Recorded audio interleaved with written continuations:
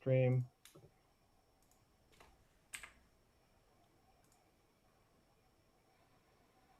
All right. Hey, everybody. Looks like we're live. Thanks for joining us for another edition of the Austin Ableton User Group. I'm Alberto Chapa. Hello, I'm Tom Carlisle. I'm also a certified trainer here in Austin. And today we have Peter from Sensel. Peter? Hey, how you doing? I'm Peter Nyboer. I work with Sensel, and I guess I work with the Morph primarily and try to make that as useful as possible for musicians. And so today I'm going to be talking about MIDI polyphonic expression because that's one of the super cool new features about Live that I'm really excited about. For those of you all that aren't familiar with the Morph, you might have seen me pull it out in one of our user groups before. It's this really awesome pressure sensitive controller that Peter's going to talk a lot more about. But I think one of the things I'm really fascinated about is the way they thought about these overlays, which you'll go into, lets you really make the most out of one single controller. It's the desert island controller, in my opinion.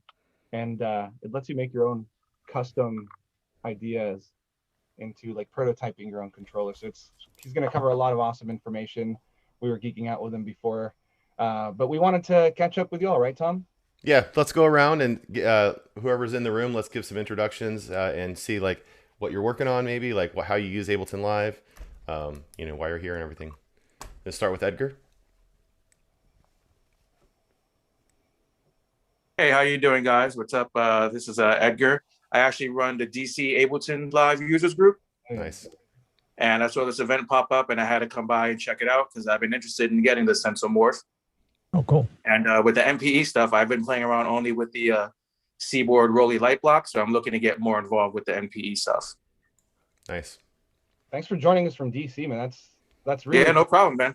This is the first time we've interacted, so we hope that this is the beginning of a long-term relationship. Thanks for coming over. Oh, sure, no problem, man. Anytime. I'm looking forward to it.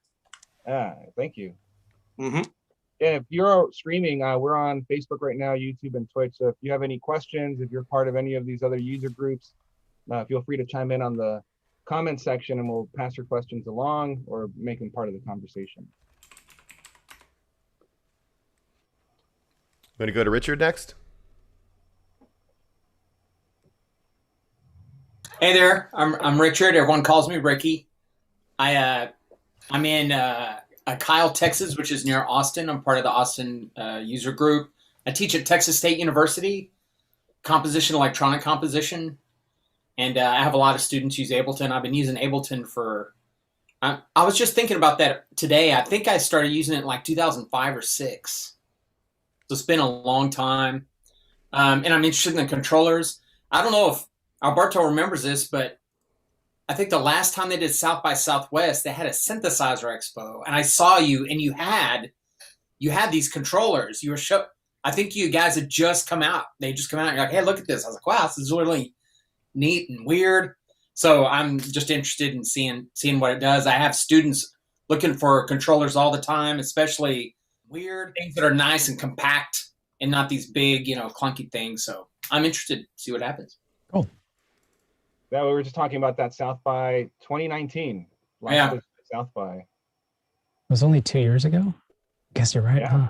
God. But when did Sensel launch, and when did the Morph come out, Peter? Well, Sensel launched in the company started, I believe, in 2012 was actually when it was founded by the two founders when they started working on the pressure sensor technology. And then they conceived the Morph over that time, and then slowly they did a Kickstarter for the Morph, and then eventually that finished in 2017, I want to say. And so that's pretty much when the Morph was launched. It was 2017 when we went from fulfilling the Kickstarter to opening up a store online, and then actually starting selling direct to consumers. And then, we've grown from direct sales to retail to distribution. That's really cool. Yeah. So that was probably your second stop at South by, right? From what we were talking about earlier. In terms of, so we had won, I think we had won an innovation award in 2017 or 2018 at South by. And so we wanted to make sure we had some sort of presence. We didn't have an official presence. We were at that Synth Expo that was sort of an auxiliary event to South by that year. Yeah, shout out to Synth Expo too, because they've been in the Pedal Expo. They've really been growing and going international almost. Yeah, they have those events are fun. They're really they're so perfect because they like create a nice nexus of activity, and it's just a day, or sometimes I guess sometimes they do 2 days, but for the most part it's just a day. They rent some sort of garage or whatever. It's really low key in that regards, but you get a lot of great people that you talk to, and they're doing it all over. So it's this really great pop-up concept that is nicer than like the full events. Just like, hey, come check out these synths, get a good deal on stuff, and hang out and talk to people. It's really great. Yeah, and I think the one in Loop, or when they did Loop LA, Ableton's event, it was literally in a garage. Yeah. We got Noah joining us on Facebook. So hey, what's up, Noah? Thanks for joining us. And Michael, we're going around just kind of introducing ourselves and what we do. You want to say hi? Yeah, absolutely. So for my day job, I'm a high school teacher, and part of the courses I teach, it's like technology courses. So one of them, I get to actually teach kids how to use Ableton as a part of the audio production. That's a part of the video production course, and that's my son, Ezra. All right. Ezra. But yeah, so there's only a few kids that are into Ableton because we split some kids can choose video, some can choose audio. But anyway, and then I'm a musician and producer, and I make various, mostly electronic influenced styles, influenced by general EDM, some minimal techno, progressive house, synth wave, and atmospheric stuff. And I love cinematic sounds as well. Cool. So I'm always working on something. What age kids did you say? High school. Okay, cool. Very cool. We got a special pop-in guest too. We got Toby. What time is it over there, Toby? Is it like... Oh, it's just 9 p.m, so it's okay. actually a good time. Yeah. Hi, everyone. Sorry for joining late, but I saw this on Facebook and I didn't find the link straight away. Awesome, man.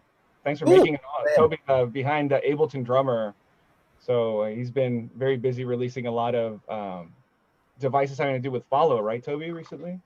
Yes, I just released a guide on tempo concepts and the new tempo follow function from Ableton Live 11. So yeah, it's a free guide. I don't want to plug it here, but yeah, that's stuff I do. You're a friend of the user group. This is a platform everybody loves sharing here, and this is a place to share. So yeah, put the link in the chat. I will. Just don't do it during Peter's presentation, everybody. It's fine. You don't have to pay complete attention to me. I understand people have different interests. All right. If anybody else wants to say hi, Slavika or Slavika. Hi, guys. Hello. I'm from Toronto. How are you? Thanks for joining us. Yeah, I mean, I also found your link on Eventbrite. Actually, I'm kind of surfing different lectures. We're in lockdown in Toronto, so I've been kind of trying different things. I'm a PhD candidate in Toronto, and I started doing Ableton as plugins for live composition in Unity for VR. So I do a lot of VR immersive experience, Wow. AXR experience. So I'm coming to Ableton in a different way and as a practicing artist, but it's kind of nice to get to know and try new things. Very cool. Very interesting. Nice to meet everybody. What's your PhD candidacy in? It's in Cinema and Media Studies at York, and I'm a prof cool. at Seneca. So yeah. How's it going, Jeff? Thanks for joining us too. Alberto, hey, thanks for having me. Yeah. Where are you connecting from? Round Rock. Nice. Yeah. So right outside of Austin in Texas. And yeah, happy to be here. Thanks for inviting me. Yeah, do you want to share a little bit about what you do, how you use Live? So I primarily was using Live for just the live shows with backtracks. And it would be nice to start learning the DAW a little bit better. I use Pro Tools right now to record So interested in learning, but yeah, I make alternative pop music for the band called Dimmy the Daredevil, and yeah, yeah, my friend Ben wrote a song with Demi. Yeah, yeah, that's right. Yeah, he's been active. I guess yeah, I guess he's been really active lately, and it was a really cool song. The video on the strip, right, like Guadalupe. Oh yeah, that's right. That was really cool. Thanks, man. Yeah, thanks for joining us. Oh yeah, thanks for having me. I think it's called the drag, not the strip. Oh, yeah, that's right. That's right. Yeah, I just moved Vegas, to Austin. I just moved to Austin from California. Oh, okay, cool. Yeah, just so everybody knows how this works. This is very much your user group. You're a part of the community. Peter's gonna take the spotlight in a bit and do his presentation, but we really encourage questions. We encourage them so much that we'll put everybody's name who participates, whether it's answering a question or asking a question, just being supportive as part of the community. We'll put you in the wheel of names. And by the end of the presentation, we'll spin the wheel of names. And we got to rig that up to a Sensel, to a Morph somehow, Peter. We'll spin the wheel of names, and we're giving away Ableton sweatshirts and Ableton t-shirts like the one Tom's has got on, and just different cool Ableton stuff that's kind of hard to get sometimes. And we just want to show you all our appreciation. Thank you. And then, yeah, the other thing is Tom and I are always available if anybody wants to have an opportunity to have sessions with us. I know we were talking about that last time. We're really open to having part of the community reach out to us, let us know, and we're always open to giving people free evaluations and helping people out with problems, and just being open to the community. Yeah, I think we're open to at least like a 15, 30-minute free session, and that can sometimes give you a good taste of what it's like to work with a trainer, if it's something you want to do. So yeah, if you're interested in that, let us know. We'll put our contact info in the chat also. Sure. And without further ado, we'll, I guess, shine the spotlight on Peter. All right, cool. Yeah, so let's see. I've got different camera setups here, but I'll start with just me. Quick reintroduction. I'm Peter Nyboer. I work with Sensel on the Sensel Morph, which is a controller. Well, I'll show you that in a little bit, but it has swappable overlays, and one of the key features that it has is MIDI polyphonic expression, and that is the new feature in Live that I'm most excited about. MIDI polyphonic expression is one of those multi-acronym acronyms. So we have an acronym within the acronym of MPE. MIDI polyphonic expression gives you the capability of controlling multiple aspects of a sound from each finger. So you can have up to 15 fingers. So you and a friend can get together on a device, and each finger can control, of course, not only the note on and note off, but then you can use after pressure, and then you can use location to do things like pitch bending and change the timbre control. It really kind of opens up electronic sound to a lot of the benefits you get with an acoustic instrument, and also some of the drawbacks, right? Because with sort of traditional, keyboards for MIDI, you just have a note on and note off, and then the velocity, and you can map that velocity to whatever you want. And then you have your mod wheel and pitch wheel, and when you do a pitch bend, it pitch bends your whole chord. So in that way, a lot of times it's very repeatable, and you get sort of like that very quick satisfaction. But when it comes to the richness, acoustic instruments still sort of have that edge. And they also require a little bit more practice, because when you play them a little bit differently, for example, a guitar, you really kind of need to get your fingering right and get those, make sure you're landing in the right place on the fret and you don't get buzz and things like that. And some of that applies to MPE too. If you are, using some of the location and pitch bend things, you can actually play an electronic music instrument badly, but the cool thing is that it relies on your body. And so when you play an MPE sound, it's not necessarily going to sound like the person on your right or the person on your left. It's going to sound like you because of the shape of your hands and how you apply pressure and things like that. And then beyond just control as a person, it also opens up editing possibilities within the DAW because you have control over several aspects of every single note.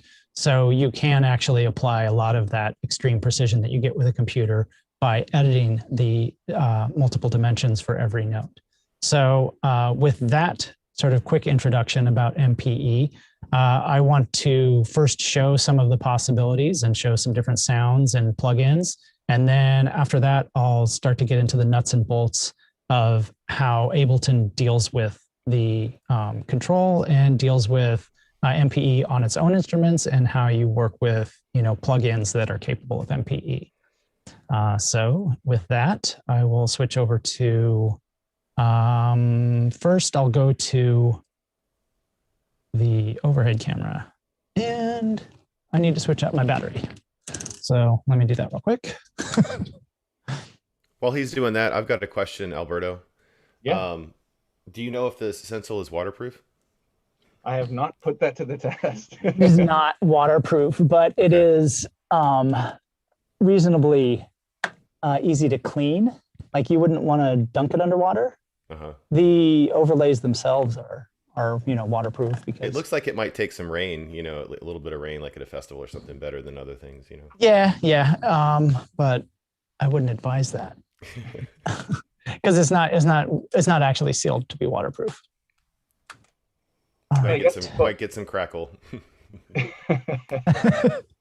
All right, let's try this again. Overhead solo. All right.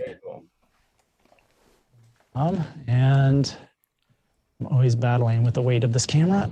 All right. And zoom out a little bit. Yeah, something we forgot to mention during Peter's introduction is he's got a very legit tie to Austin. He's a founder of Livid Instruments, which was kind of a landmark company, and it's just interesting context for everybody to have in their mind, the journey of a controller creator, somebody that's like been in the controller industry with some really significant, I guess, instruments. Thank you. Yeah, Livid was, really my first foray into music products. We started that around 2004 and had a good run for about 10 or 11 years there. And we really tried to push the envelope of, what MIDI controllers could be and what MIDI instruments, how you might play software. Yeah, that's sort of that business kind of collapsed, but it was really an amazing run, and we really made some really interesting products. And I got the Minim here. This is the Minim made by them. It's like a Bluetooth portable controller. It's pretty cool. Yeah, that was our last product actually. So yeah, I'm a big Livid fan still. All right, cool. So let's see. I'll go ahead and just play some different MPE instruments here. So this is kind of an extreme example because I'm using not just timbre, but I'm also applying pressure to the arpeggiator.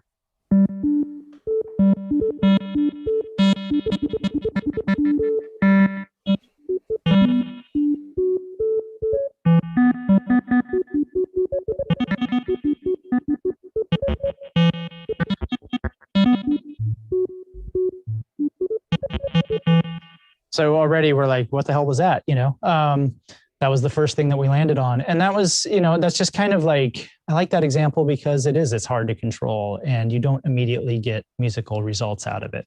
And it's very playful and exploratory in that regards. So here's another just sort of like thing that a lot of times you get with MPE, and this is a great thing to get lost in, like these just big washes and pads that you can control.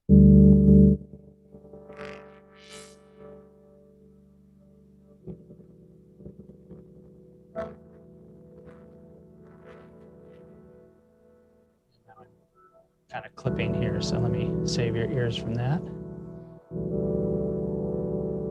Once I find my cursor. All right, there we go. Which technically the morph also could function as the cursor. Given. That's true. Really? Yeah. Okay, that sounds a lot better.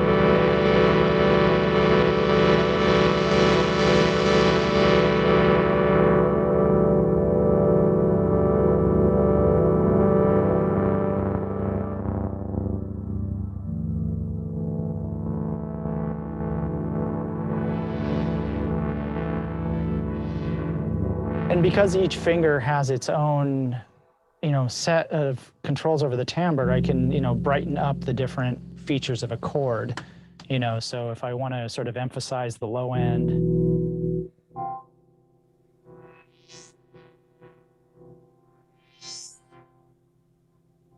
you can do that depending on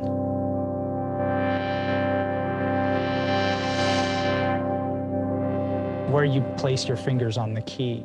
And then of course you can do pitch bend stuff.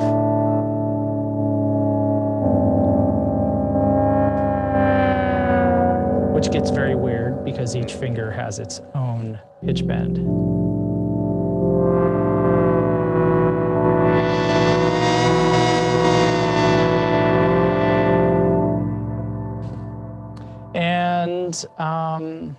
And then there's also some kind of interesting things you can do with percussion. So I'll go through some different percussion examples. Hopefully I find one that makes sound. Hey, look at that. What? Do I not have the right overlay on there? Who knows? Aha. There we go.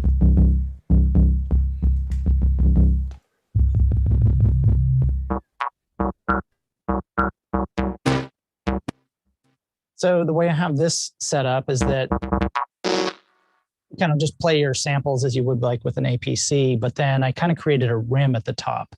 And so it's just like there's a very specific sort of small area up where you get a different sound.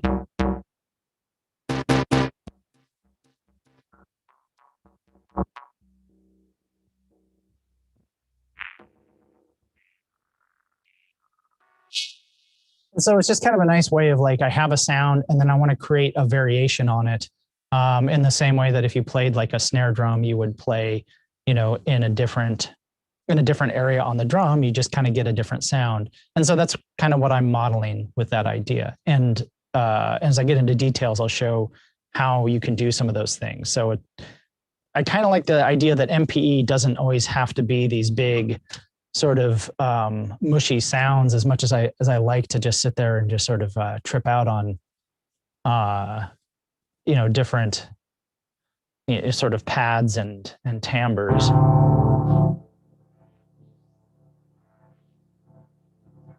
There's a lot more range to it. Like you can just use some aspect of it. You don't have to use all of the timbre and capabilities that you can with all of your pressure. You can just use one little bit of it.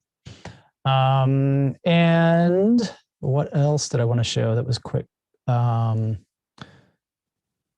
So these were all done using sort of live sampler stuff. And I guess actually I'll go into plugins, but I'll do that in a little bit when I switch to the screen. So as you can see what I'm doing, this is your first view of the controller. This is the Sensel Morph. It has about 20,000 pressure sensors underneath. It's just a very fine matrix. And from that, we can decode different shapes and different locations. So when I put an overlay on it, each overlay has, you can see it better with this one. Each overlay has magnets in it that show, that describe, what overlay this is. And it also holds it into place. So it identifies it, and now that's what it is. And there's nothing that needs to happen on the computer end for that. Once you put it on, it recognizes it and adjusts how it interprets the controls on the device. Oof, excuse me. And, right, because that's a drum kit.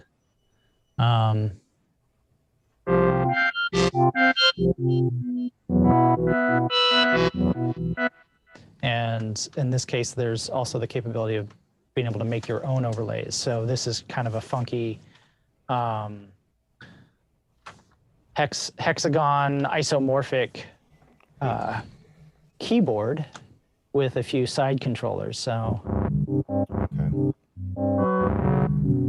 let me switch to something that's a little bit more normal.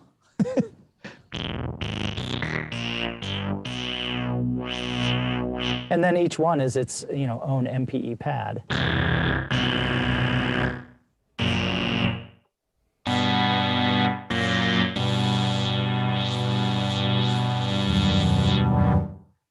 And, and again, this is a fairly simple thing to just, you lay out your shapes in our software. And the cool thing is you can like export the graphics from our software. And then I took those into Illustrator and then, gave them nice labels and colors and just printed it out on a piece of paper and then slide it under the Innovators overlay. And then that's what it is when you put it on. In this case, on this controller, I actually have this really simple controller that is just 4 big sliders, essentially. And so that kind of gives you a lot of room to just play with each sound.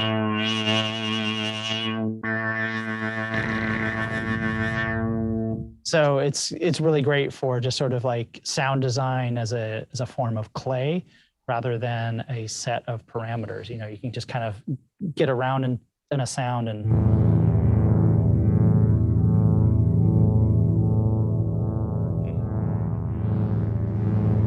find where you like it. And, this is really just 4 notes. And as you can see, I'm using no overlay in this case. And that's just sort of a setting you can set up in our software, and then you flash it to the Morph, and then that's just how it is.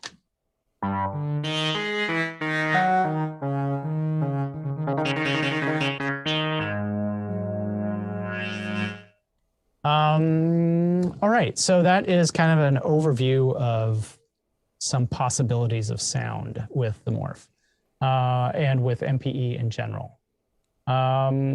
Let me switch over to the camera and the screen. So you should all see Ableton Live right now, is that correct?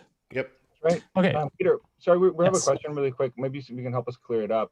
Yeah. As far as like MPE instruments, can they only be played this way with an MPE controller, or is there ways to like use, calling them like old school controllers in an MPE way? This is from Michael. So no, yes and no. I mean, you can use some controllers that output, for example, polyphonic pressure, or well, no. Like the push. Not Yeah, really. like- Yeah. So the push, I think they made an accommodation in the push where you can put it into an MPE mode. And I'm not entirely sure, like maybe, I think the CTs would probably have better input on this, but you can kind of use it that way, but you don't get location on each pad. So what's really cool about this is that you have X, Y, and Z on each pad. And then you also, X and Y and pressure. You can't get that unless you specifically design the hardware for that. If you want to be able to use MPE without an MPE controller, then what you do is you have to create a MIDI clip and then go to the MPE editing. And then here you can add, let me go ahead and close this out and make this a little bit bigger. Here you can add your different MPE parameters. So you have slide and pressure and velocity and release velocity along with the note. So if we set up a note here, you can actually make that longer. And then you can just create essentially automation curves for each note. And if I add another note, that's going to have its own set of automation curves. And you can see that it's nice in that the way it displays it, like, okay, well, this note, I'm going to increase the timbre on this one while this one is decreasing its timbre. And then we can play that and get no sound, of course, because that is how things work when you're demoing. That's a good clarification, because both the instrument, the controller, and the virtual instrument need to be MPE enabled so that they can work with MPE as a protocol, right? That is correct. Yeah, that is correct. So maybe I'll just move this clip over here. There we go.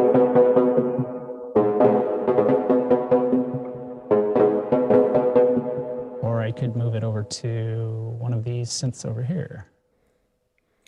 I didn't see location in the. Sorry, say again. You said it's a lot. It has to do with the location parameter and where it's actually like started. Is that in the MPE menu you just showed? Yeah. So as far as location is concerned, maybe I should just record something here really quickly, and then you can sort of see what it looks like when I move on the key. So let me go to the overhead solo here, and I will record something.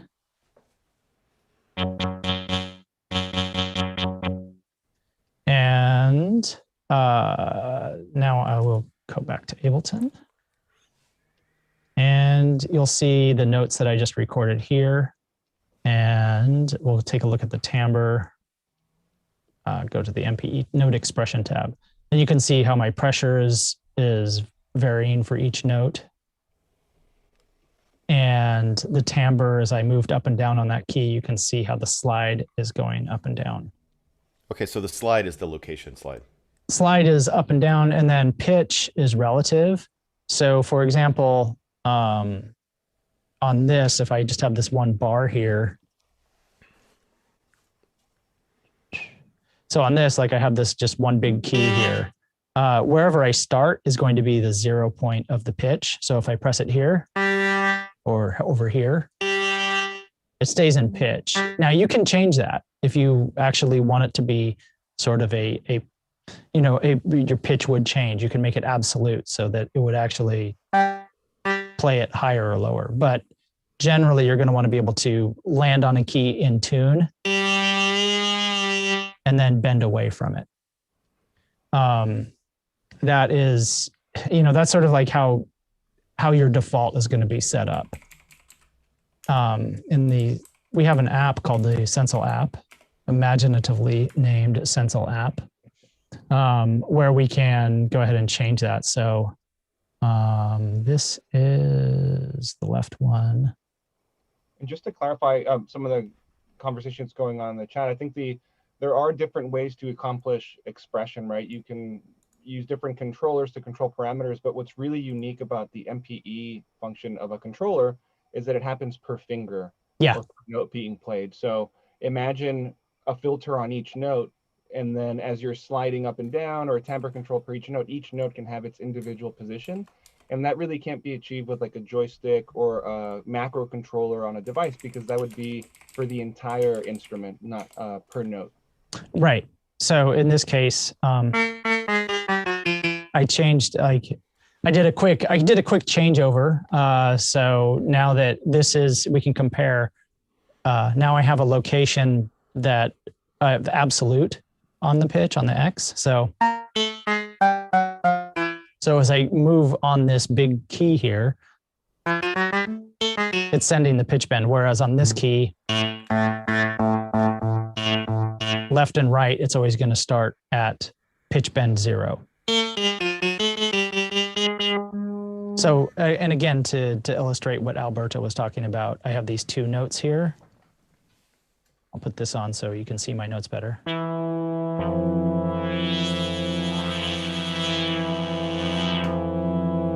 It's like having individual, filter sliders for every single finger.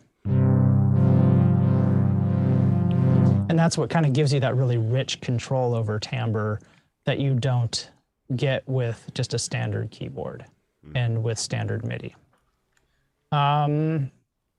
So yeah, that was the editor for, editing these things. And of course you can refine it. So if you, really want to edit how much of that timbre changes, you can do all sorts of, automation curves within each individual note. So let's see, let's take a look at how we implement MPE on some of these different devices within Live. The sampler is kind of what, so we recently released the sound pack that I've been sort of using as a demo, where we created a bunch of sampled synthesizers. So the cool thing is like I took monophonic synthesizers and sampled them rich, and sort of with good detail, and turned them into MPE instruments. So then I can take something like the very inexpensive monophonic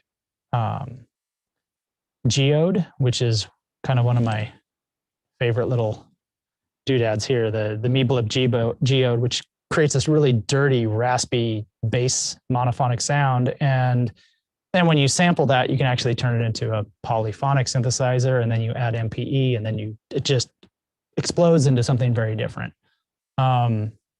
And so the sampler, I'll go ahead and just show one of these.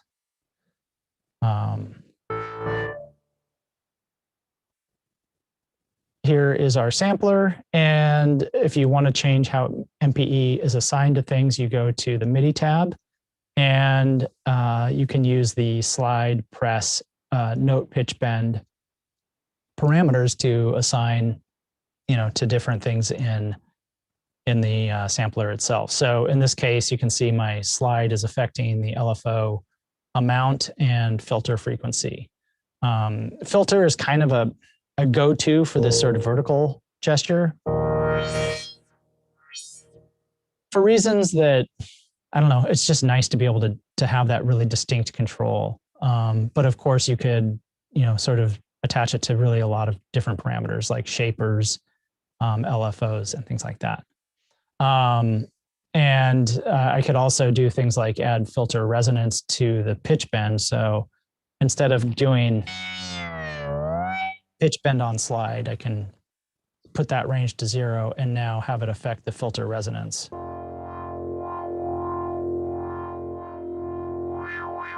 So it's a little bit subtle there, but as I slide left and right, you hear the resonance kind of peak out.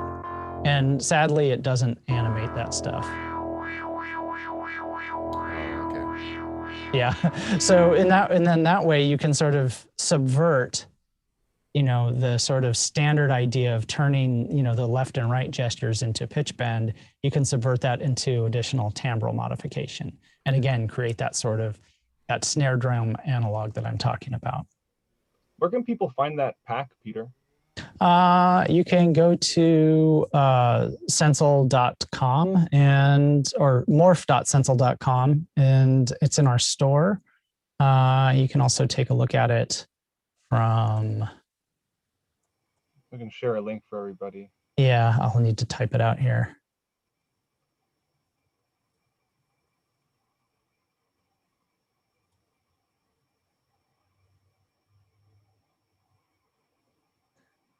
Here we go. Let me put that in the Zoom chat. Oh, thanks. Whoa. Hope everybody took their vitamins today. I love it. All right. That was some good feedback there. And I'm going to hide that. And I'm going to hide that. Okay, back here. So there's on our pages, Sounds Tectonics, there's a little video and then some information about how we used MPE and some sound examples. And then it's also available if you just go to our sort of main shop page within here. So that is how you get that pack. And yeah, it's got about 1 gigabyte of samples from several different synthesizers and then mapped all to MPE. Anyway, back to the MPE mapping. So this is how you do it. So when you want to map your slide gesture, your up and down, you can map that to whatever you want. Now it's pitch, and now it's kind of like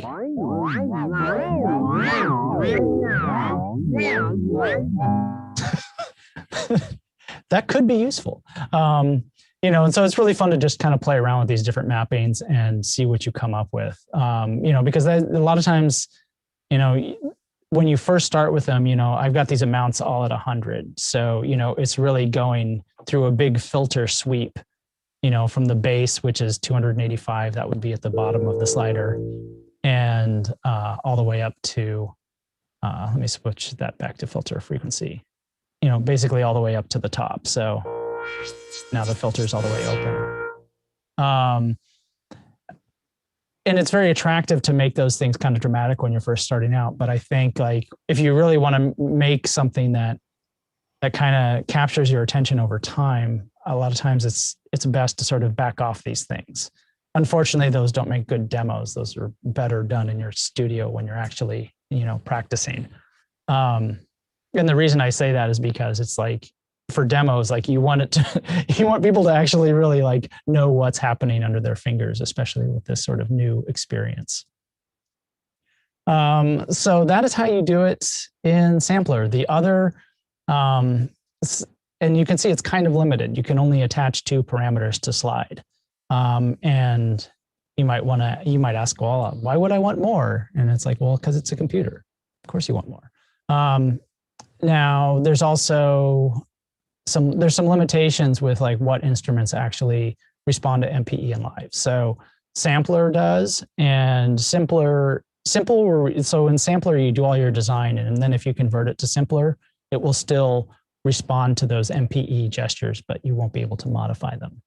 The other one, and this is the one I think that has really the best MPE implementation because it's the most flexible, and that's Wavetable.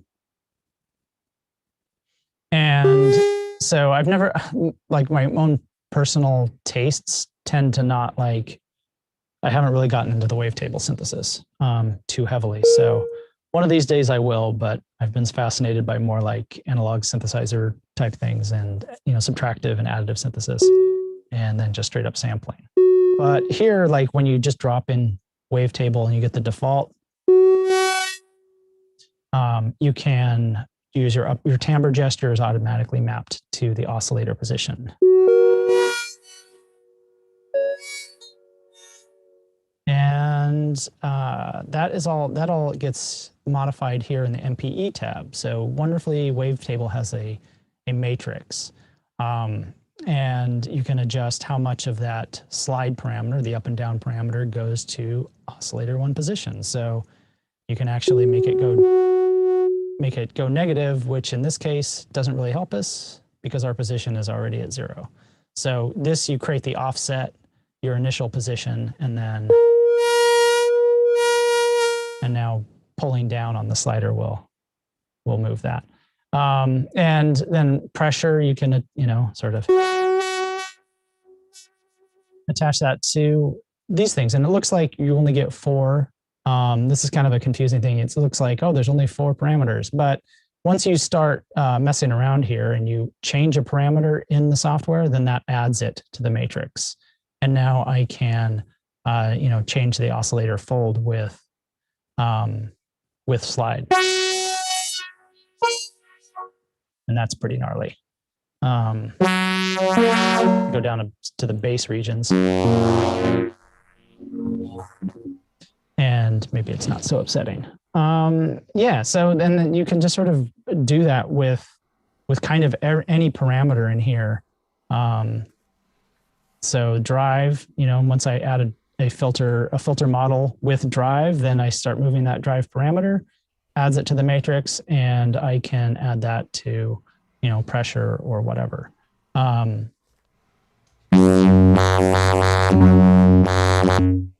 And now we can start seeing how we can start building up these different gestures to the different things in Wavetable. Probably the best way to start is to find, you know, like I'm a real preset junkie. So like I will start with a preset that I like, and, you know, and then from that build and, you know, add and subtract from that preset. So that's the Wavetable device. Other things that you can control with MPE is, that's basically it, is Wavetable and Sampler. So when you drop in analog, you don't actually have any MPE control over it. And this is pretty much like analog and tension and impulse. All of these things are kind of like licensed, you know, because this is licensed from AAS. So I think they're probably waiting. I think my guess is that Ableton is waiting on AAS to make their base code MPE compatible. Then they can add it to things like analog and tension. So it's kind of unfortunate because analog is really a cool, you know, really wonderful instrument, but I can't do all these cool MPE things with it. Noting, just wanted to butt in a little bit here and talk about that expression control. I don't know if you've played around with that new MIDI device. That's what I was going to get to next. Yeah. So yeah, then as I'm sort of leading you down this path of disappointment, and then say, but wait, there's more. Yeah. So an operator is another one where it would be really nice. So to that end, however, you can sort of fake MPE. And so, again, for the point of demonstration, let's get analog in here. And then in MIDI effects, we can use expression control. And expression control is a Max for Live device that allows you to take different aspects, standard aspects of MIDI, and then remap them to, whatever you want in your instrument rack or instrument or device.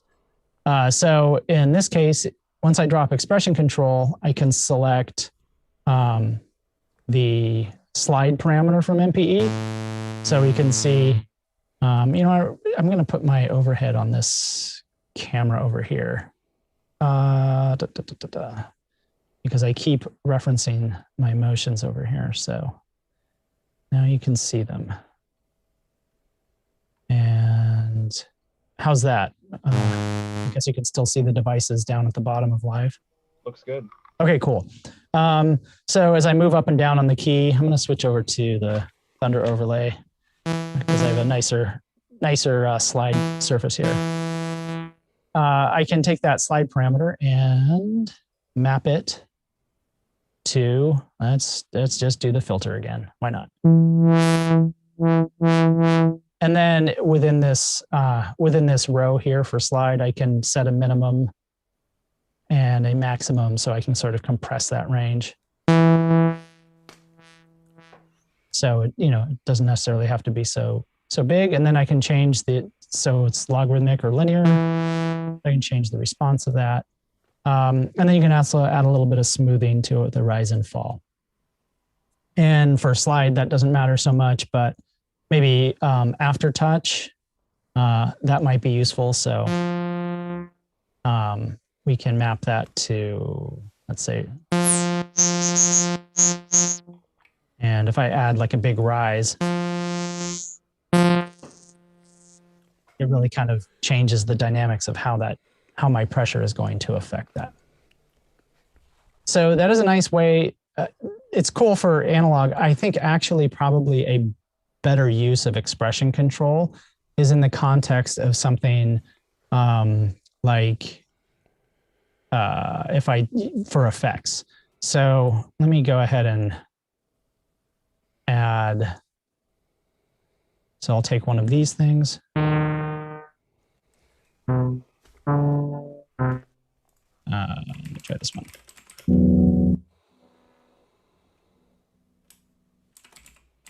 And I have some sends on here, so I'm just going to kill those sends. Now we just get the dry. And what we can do here is then use that expression control in our chain and let's peel off timbre or slide, as they call it. This is kind of an unfortunate thing, is that MPE is a standard, but there's lots of different names for these gestures. At Sensel, we usually just refer to X, Y, and Z because it just sort of makes things more generic, and without sort of loading it with this idea of what you want those things to be. And here in live, they refer to slide as up and down, and pitch, note pitch bend. You'll see pitch bend and note pitch bend as the left and right. And then after pressure or after touch is going to be the pushing. So in this case, I can take slide and, I did not want to do that.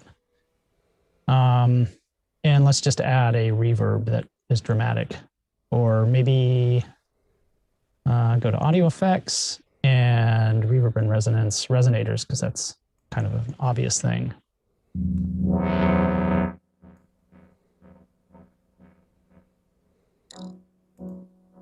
And then I can take that slide parameter and map it to wet dry.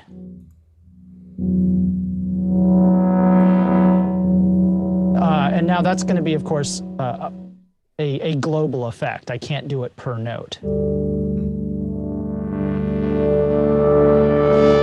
And and the way it sort of decides. And if you watch the graph and watch the order I put my fingers in, I put down this finger, and now my slide is changing. Now I put this one, slide isn't changing anymore. It's dictated by this finger. So it's the last finger you put down is going to control that slide value.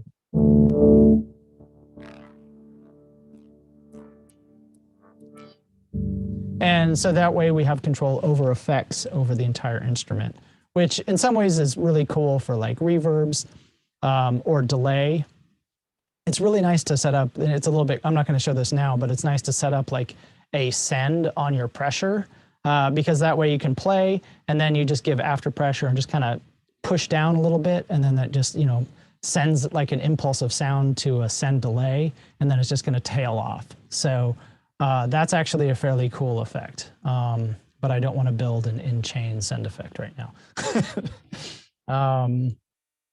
And then beyond expression control, there's another really cool control for MIDI, and that is for MPE, and that would be the MPE control.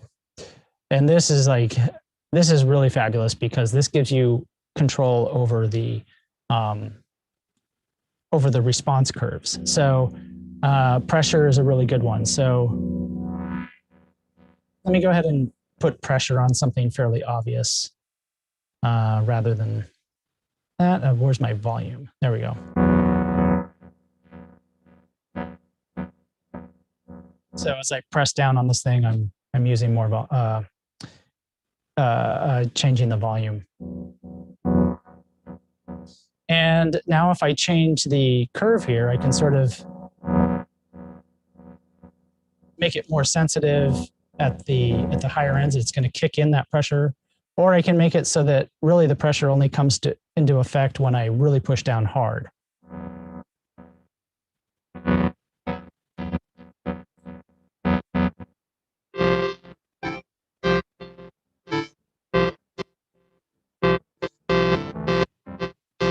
And now I've sort of created this weird, sort of a instrument that is really kind of like, it only plays when I push down for the most part.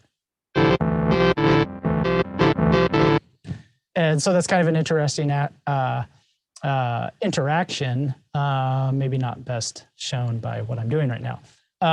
So this is actually very useful for, so in the case of these drum pads where I'm using the sort of creating a rim, this is where I can sort of dial in the top edge. So if we take a look at one of these kits here,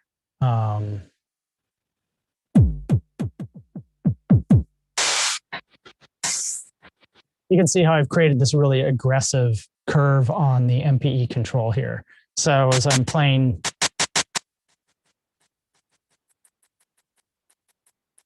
it's just kind of normal on the bottom 2/3 of this, but when I hit up at the top, I can then take that slide parameter and apply it to, let's take a look at this chain. I think I have an arpeggiator in there or an LFO. So the slide parameter goes to LFO 1 amount, but we don't really hear that until we get way up here because I have this really aggressive curve on the MPE control. So now it's like, that's cool because I can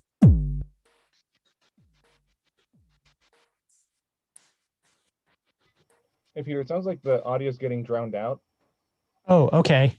Which audio? Your Ableton audio. We're getting the first note, and then it just kind of muted itself. Ah, okay. I think we got the. Do you get the idea? Yeah, I think it came across. Okay, good. Because they're ducking out. No, because it's okay. A really cool application for it. Yeah, and so like for this pad, for example, it's just a reverse on the top edge. And this one, it affects the pitch. So it just kind of it just gives you extra pads, and and it's all sort of related to what's already on that pad. So it's kind of a fun way to do it. I think it's also worth noting for some folks that as you're switching overlays, because of the position of those magnets, you can assign it to different tracks, correct? Like you can. Let's see. You kind of can. Let's see. Let me think about that. So we have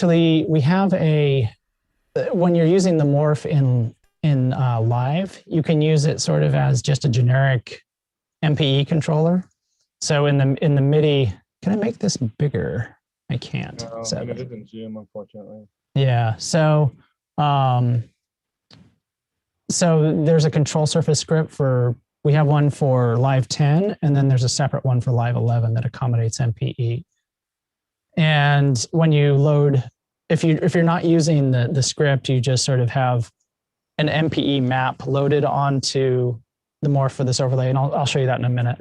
And then you just enable, track remote, and of course there's this new MPE column. So if you don't have this enabled, you're not going to get any of the MPE control, even if you're sending MPE data. So then if you're just using it sort of as a generic MPE controller, it comes through. If you're using the control surface script, you have to get that currently from our GitHub. So, but for example, you could have the producer's overlay playing a drum rack in track 1, and then the keyboard at the bottom sending to another channel. Yeah, we don't really. So you can do that in Live 10 because everything's channelized. So yeah, so if you set it up so that, this is sending on channel 1 and, this is sending on channel 2, you can restrict those channels in your channel strip here. So you'd only get ins from channel 1 and 2, and you'd arm those. MPE uses all the channels. MPE, so that's kind of the trick. That's how it does what it does, because this is sending a note on channel. God, my cursor is very hard to find.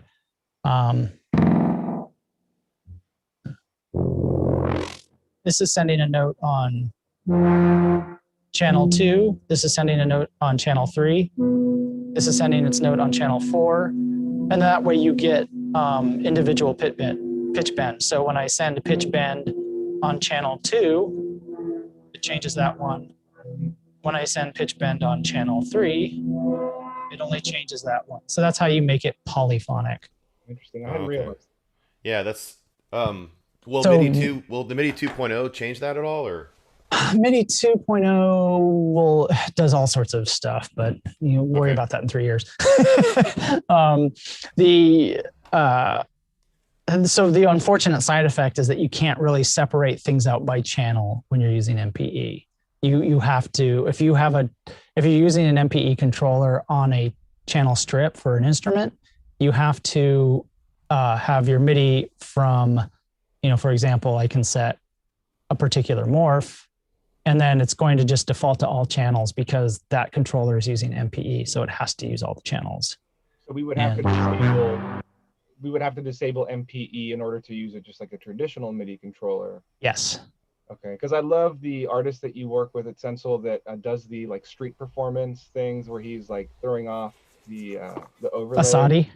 Yeah, I've never seen him. He's great content, and it's a real representation of what you can do with the Morph, because he's literally just flying through overlays and creating these loops on the fly in the randomest places.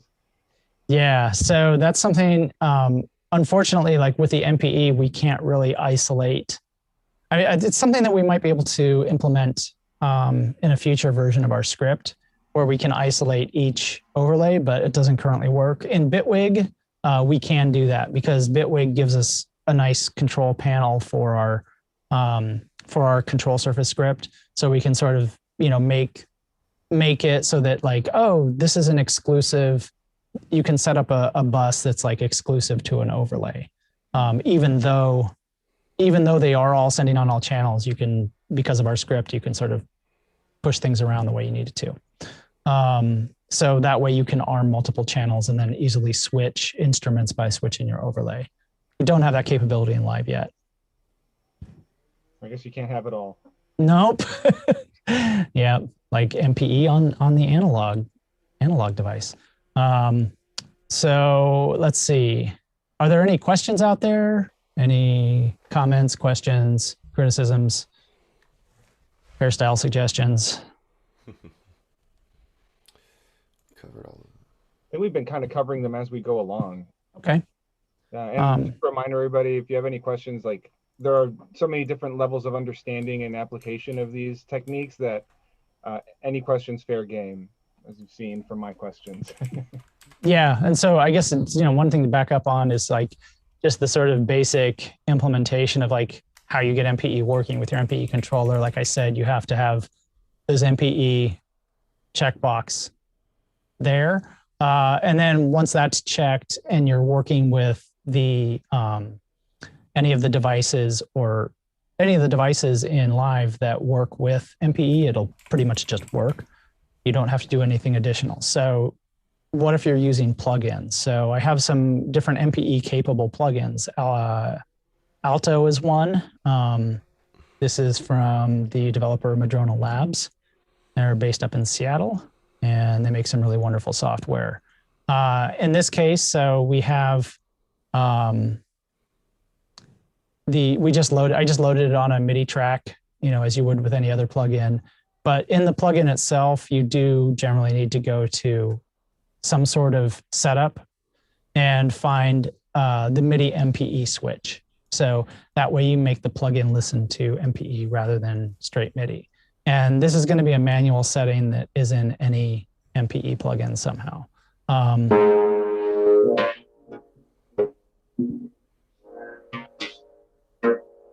I like this particular design has a really cool pressure application where it's like you can, play it just sort of however you want. But then, when you sustain, it doesn't really have a sustain on it. But then when you push down, you kind of introduce this like almost resonance. Mark Skaggs made a really cool comment on the chat about how it's doing sound design on the aspect of playing and the movement to sounds. I thought that was a really cool observation because you can edit, as Peter demonstrated, in clip view, and you can manually edit those curves, but there's really no comparison to playing an MPE controller. Yeah, and it is kind of funny because like you have much less control over how a preset is going to work. It's sort of like the presets, like it's funny, like so I have this Hydrasynth here, and this has like has an MPE mode, and I flip through the presets and I play them with the pads on the device itself, and they sound one way. And I play them with the Morph, and then it's a totally different thing. And I'm like, oh, I could use this sound for something else, rather than what I would have thought.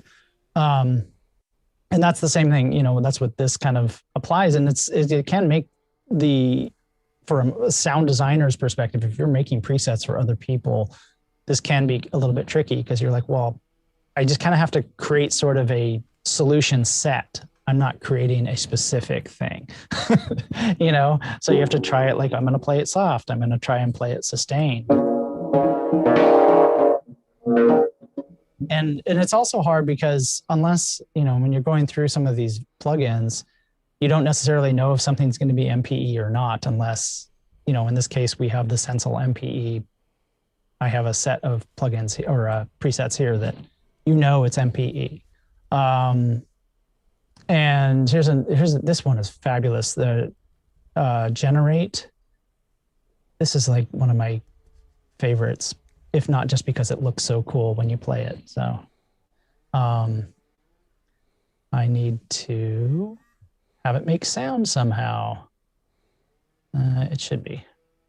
I'll just select a preset here. Hey, look at that. It's not making sound. Wow, that's a drag.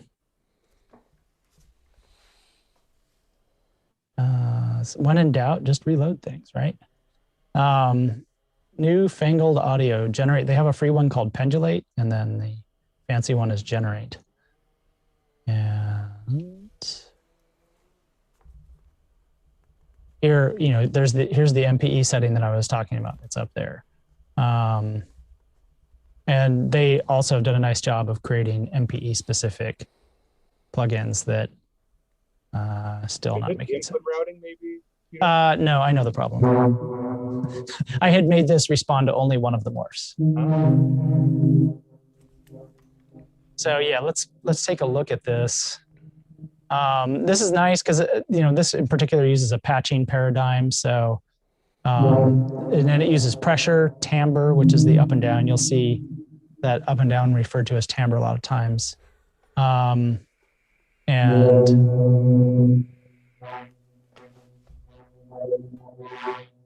that's just changing sort of the shape of the filter. And I can sort of patch over here to the frequency.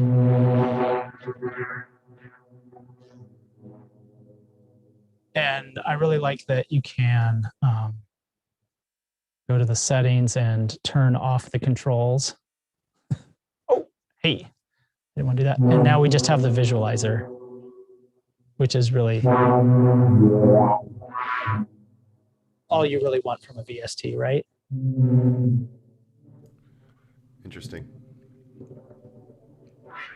So it kind of like with this particular generate and pendulate, when you hide the controls, you can kind of trip out on the visuals, and then sometimes you can sort of let the visuals guide you.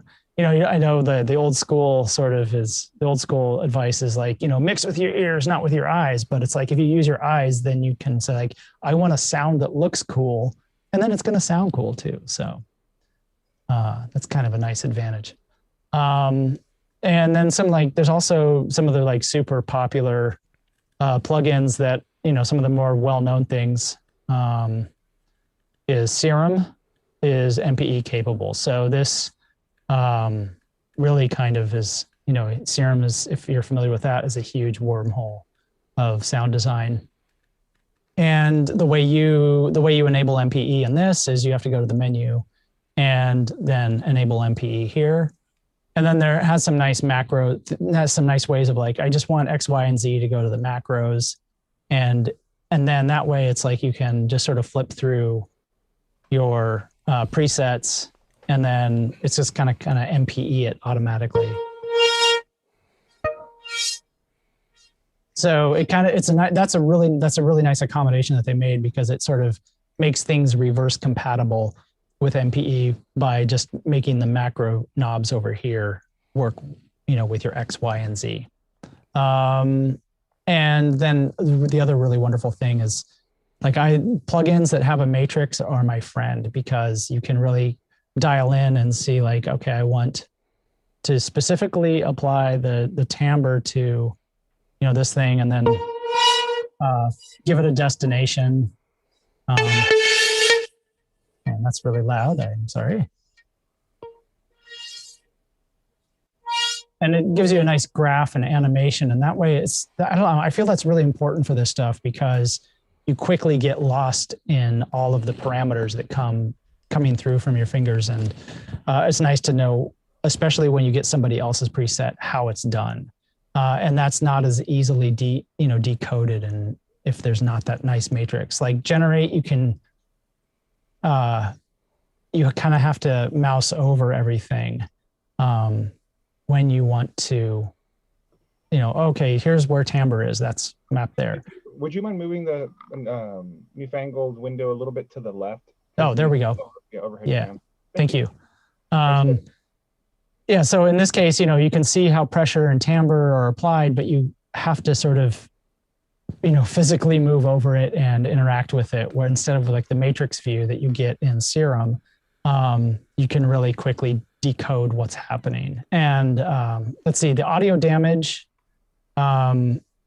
is another company that makes several MPE synthesizers, Quanta, Continua, and Phosphor. Quanta is really fabulous. This is a granular synthesizer, so it really is going to give you something different from what you get in Wavetable or, and it's not loading. Weird. Let me try the audio unit.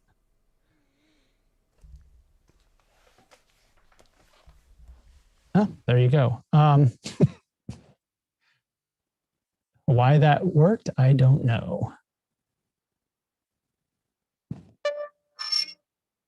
this has a nice, this also has a really nice, there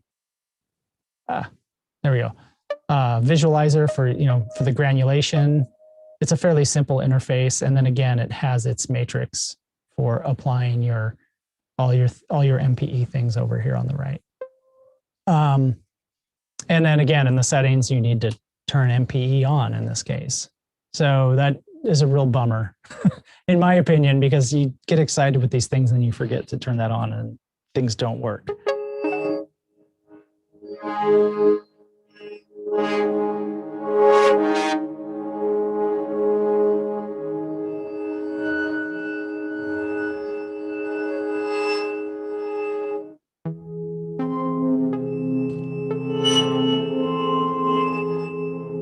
And so this is really kind of, here, we can take a look at that, what that looks like. It shows you a little nice little dot for each voice, each finger. And then you can really visualize like where each finger is in that sample.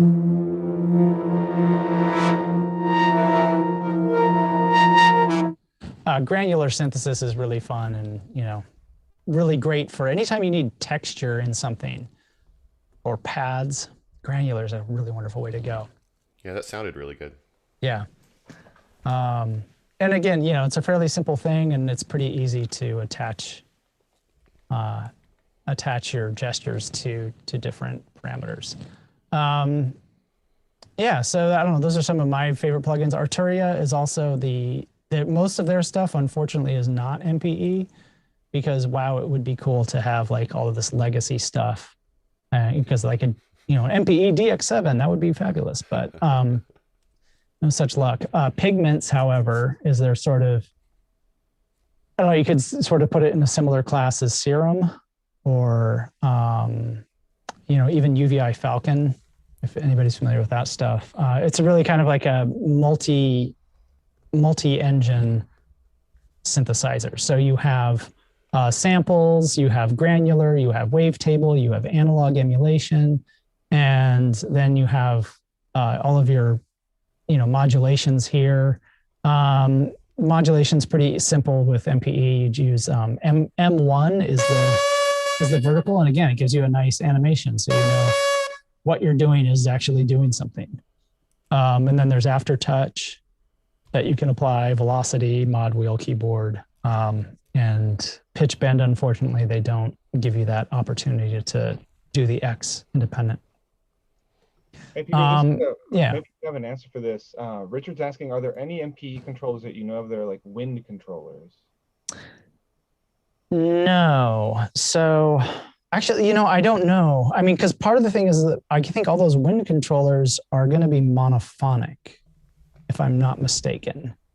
And I think actually so what you could do with the wind controllers, they'll have like a breath control, and that's kind of standardized in MIDI.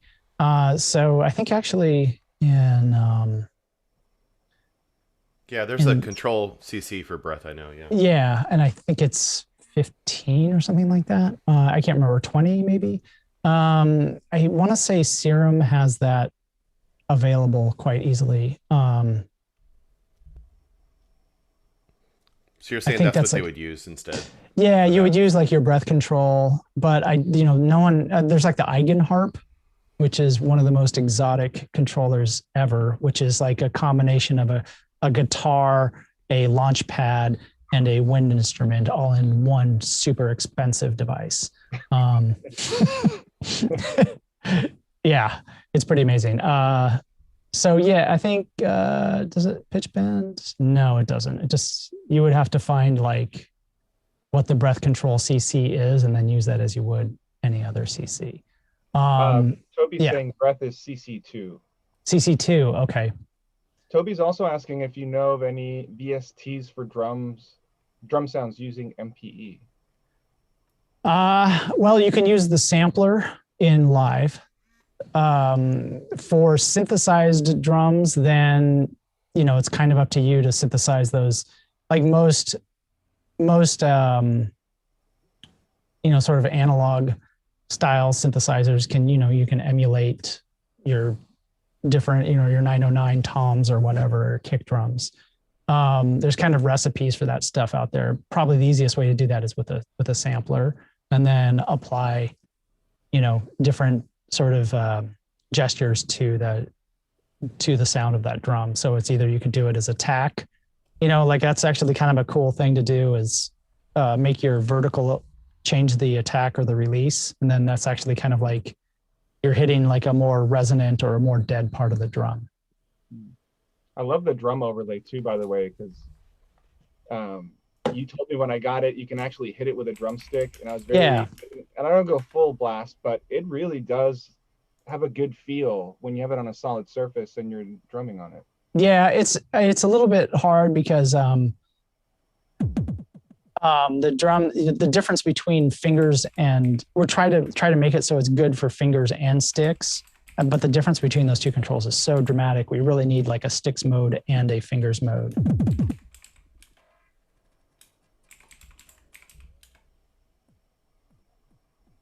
So this is kind of like one of the fun things about the drum pads versus like the MPC is that you have so much room on each hit.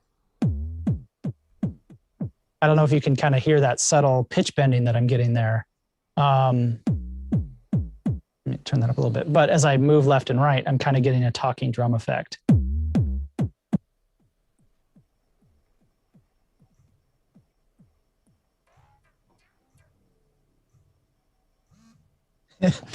So that's actually, you can use that to very, again, very dramatic effect.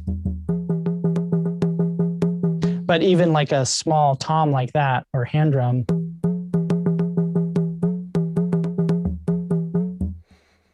with the, you can kind of get that variation in there that it's going to make it more living, more, sort of organic in your track. And again, like kind of give you an opportunity to put yourself into your music a little bit more. Looks like you get more happy accidents that way, right? Yeah, there's more happy accidents, but again, it's like you have to be prepared for it, and you have to be able to, sort of get the control you want. Because even on something like this, like super short sound,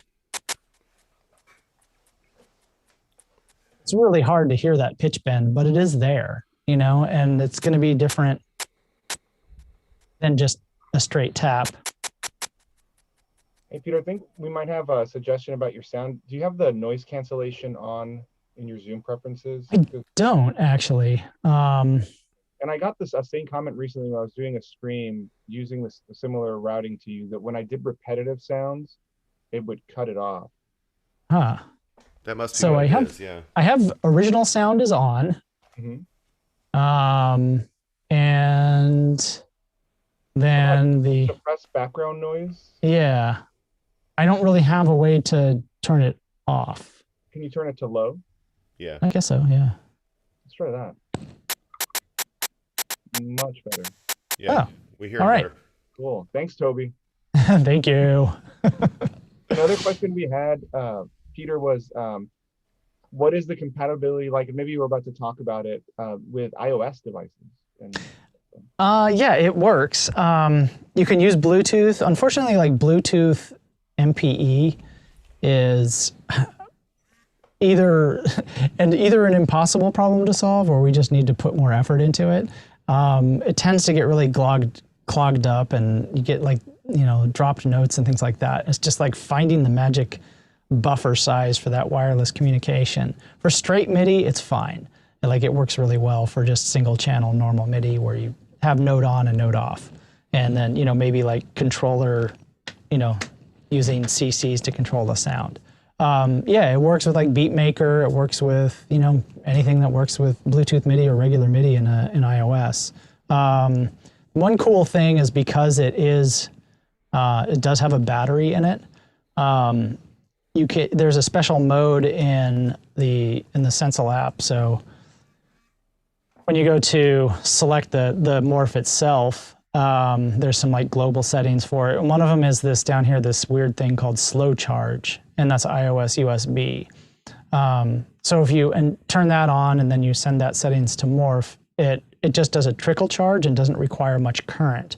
So you can actually plug directly into a camera connection kit with a single USB connection, which is usually when you connect a MIDI controller to an iOS device via USB, you need a powered USB hub.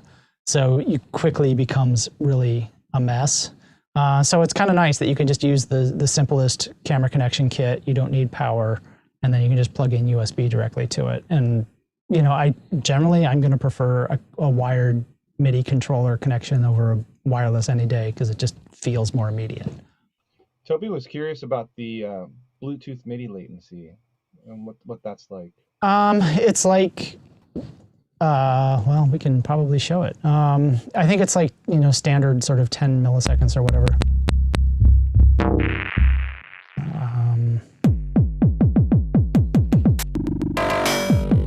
So let me go ahead and just unplug this guy and put it in pairing mode. I know. Let's see.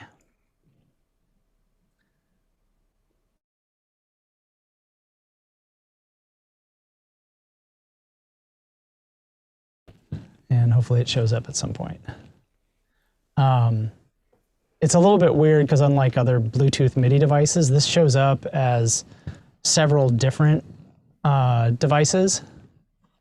So you have to sort of connect through standard Bluetooth first and then go through Bluetooth MIDI. And something worth mentioning while you're getting that set up is one of the unsung overlays. It's not MPE, but I love using Bluetooth on an iOS device with this keyboard overlay, and it's got a little trackpad.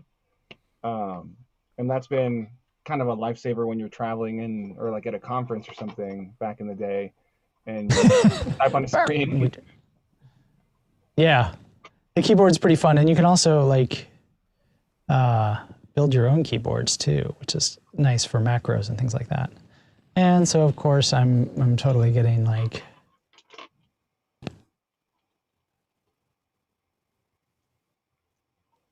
maybe if you could move also the MIDI window a little bit to the left. Oh, you mean the Bluetooth? You're doing, yeah, sorry, Bluetooth. So we can watch things fail. It's a reality. I mean, I think when everybody can relate to trying something on the fly, and it's the worst. But I mean, we appreciate the fact that you're doing this. Nope. All right. So this one might be behave better because it's already been paired. Let's see if it shows up. There we go. So I'm connected, and now I can go to audio MIDI setup. And oh, you know what? Everything's going to be kind of tweaky because it's MPE. Go to Bluetooth and connect.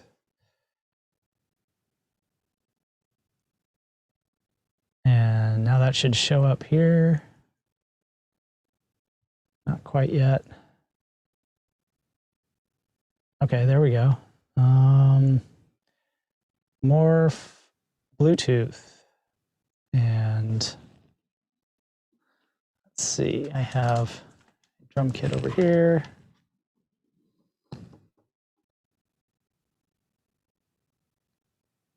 Did I lose it?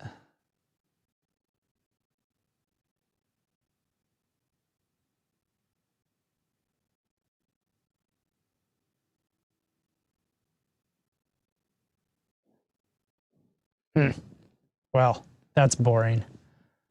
Okay, well, so much for that. There we go, connect. And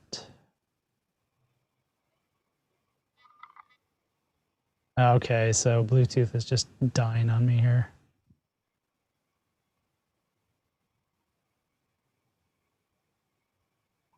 Yeah, good point from Richard. He says he sometimes even has issues with his Bluetooth earbuds. So yeah, Bluetooth is not my favorite. Yeah. once it's going, it's great, but I've set mine up a few times playing with the Moog app that they released for free. Mm-hmm.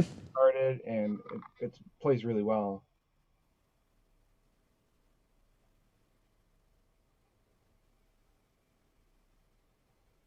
Oh man, my computer is like completely like unhappy right now. All right, I'm gonna have to give up on this. That's fine. Thank you for trying. That's That's right. fair.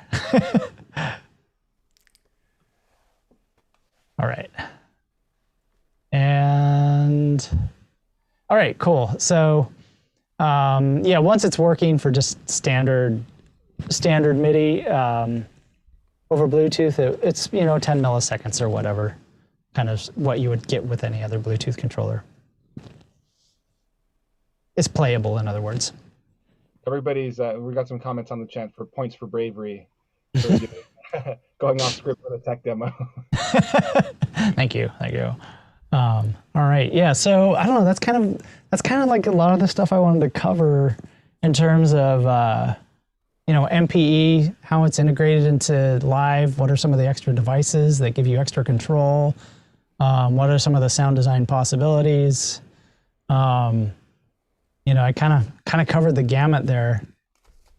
Yeah, great demo, man. I really enjoyed that. I'm going to pick up Cool. the Sensel more for sure after this. Excellent, thank you. And Alberto, I believe, has the CTs have their own private deal with Ableton, so that is a possibility. But I know that Alberto and Tom, as CTs, we also let you offer your students like a 10% discount on the Morph, so that's also a possibility here. So Thanks, man. Yeah, so people can reach out. Tom and I'll put our contact information at the bottom, and we're getting some comments in the chat from Mark and Slavika saying great presentation. It was super informative and helpful, and thanking you for your Cool. time. Yeah, good job. all right, thank you. Sorry? Yeah, I was just gonna I'm happy to field any questions. I was gonna ask, what excites you in the world of controllers? Like what concepts? Because I guess we were talking earlier before everybody got on of like, and I've maybe had this conversation with you in the past of like, why would you design something new with the trappings of something from a past convention, right? And one of my favorite quotes that you said, I think you just said it in passing, but I've repeated it so many times. Some of the people here might have heard me say it, is that like the chromatic keyboard is a universal impediment for making music because it takes so much time, and that latched onto me because that's been my reality in my journey as a musician. Yeah. It's like, oh, you've got to learn that, plus coordinate your fingers, plus coordinate two hands, plus learn to sing at the same time. That'll take 2 decades. Yeah. That's why I don't sing. What's exciting to you, and like, what do you feel is like, an innovative way to use this technology? Yeah, I mean, there's a lot of it is there's a fine line between gratuitous and innovation. Like it's very easy to get caught up in, trying to to reimagine how people interact with music, and then suddenly you end up in a user space of one, which is, that's kind of like what I love about being able to design my own controllers, because you can try these things out and then, decide whether or not it is worthwhile.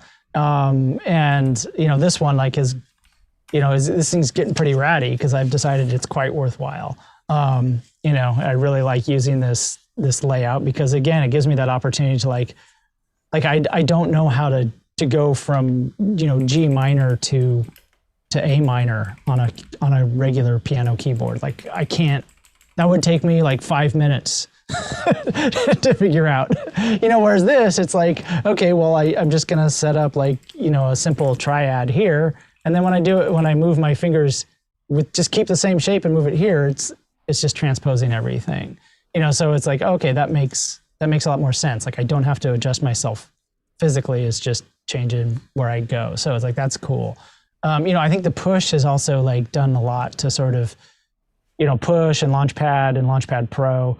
They give you that velocity sensitivity, and with the LEDs, you get that sort of morphological, topology or whatever. You get that change from, oh, this thing's a keyboard, and you can see where your flats and stuff are if you care about that, if you need to know it.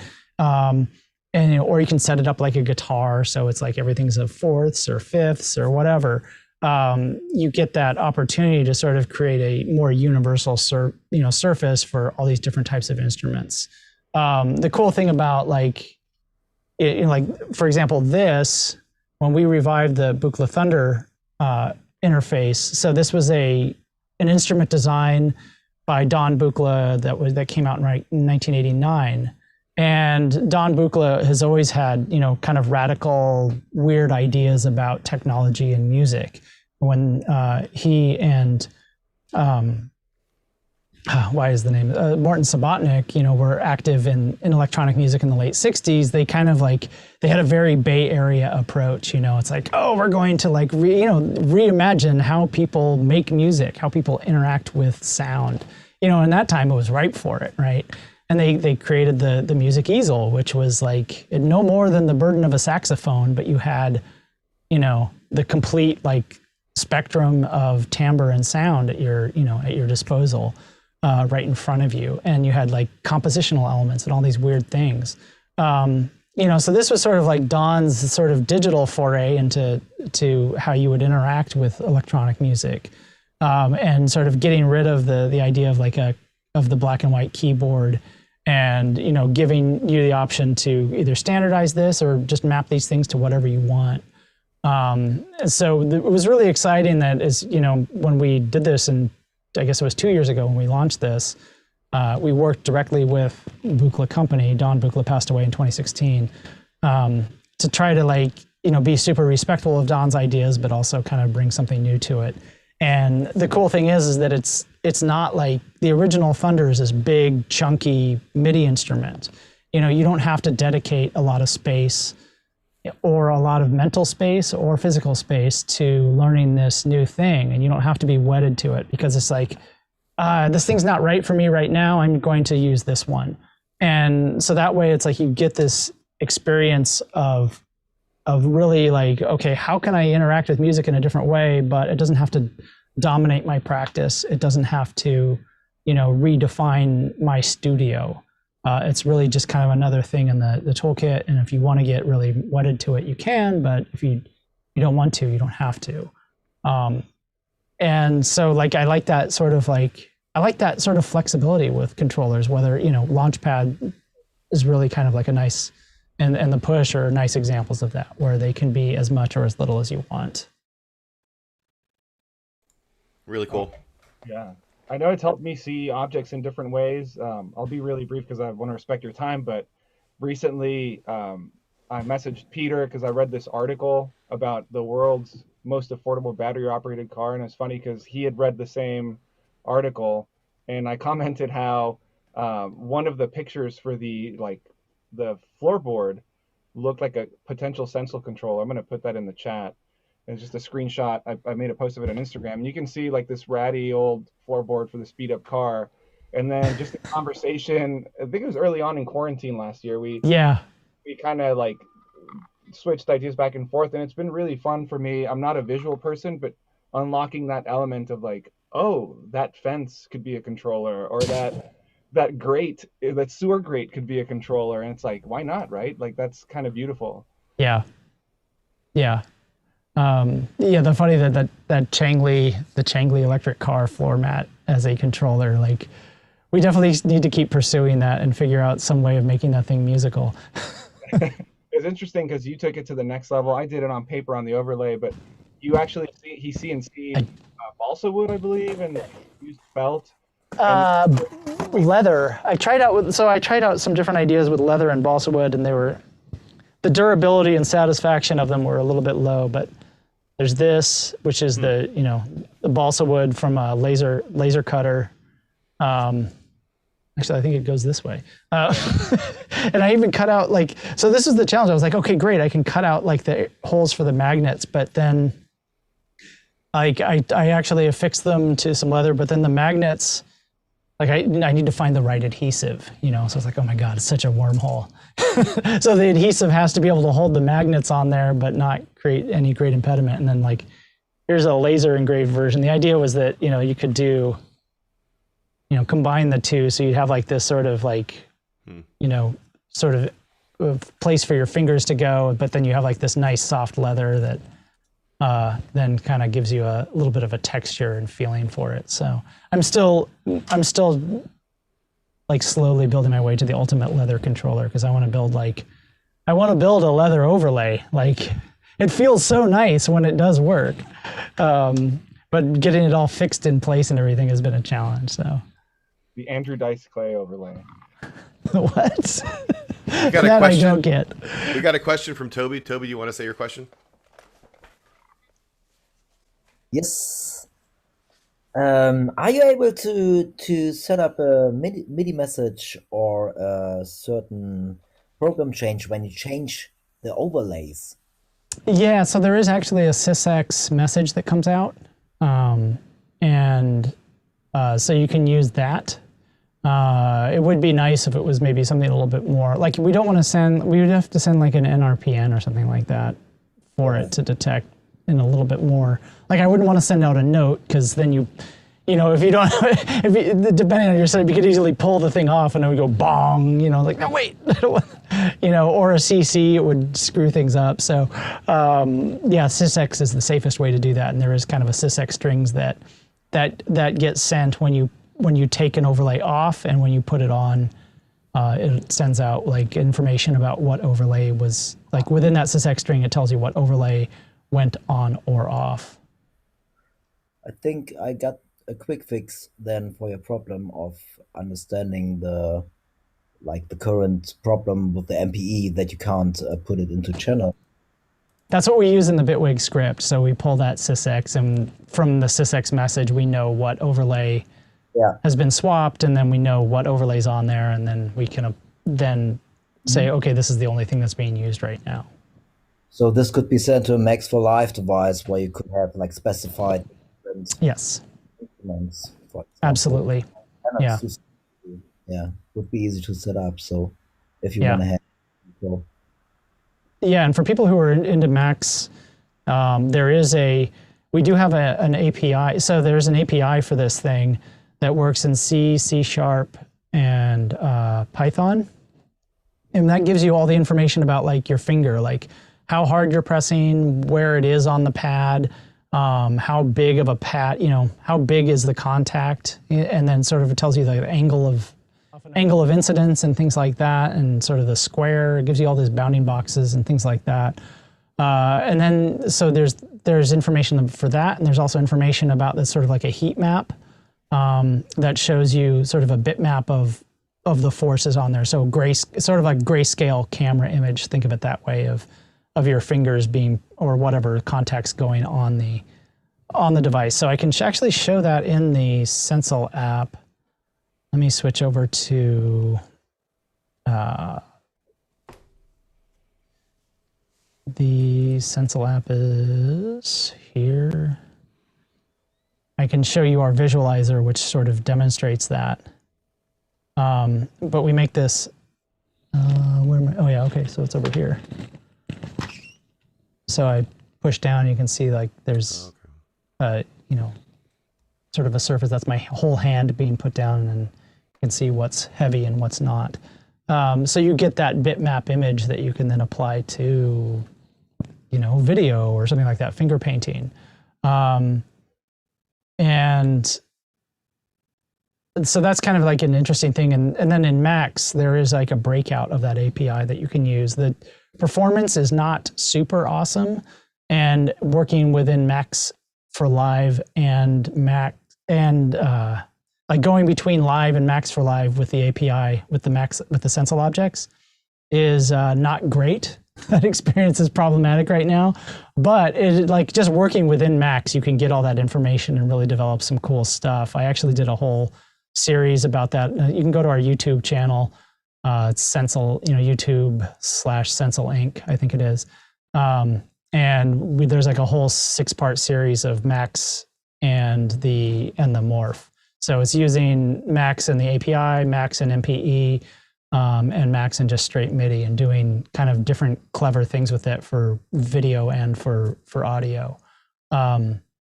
We've been actively trying to improve the experience so that you can work in Max and Max for Live at the same time, and switch around and edit stuff, and speed up the response of the API.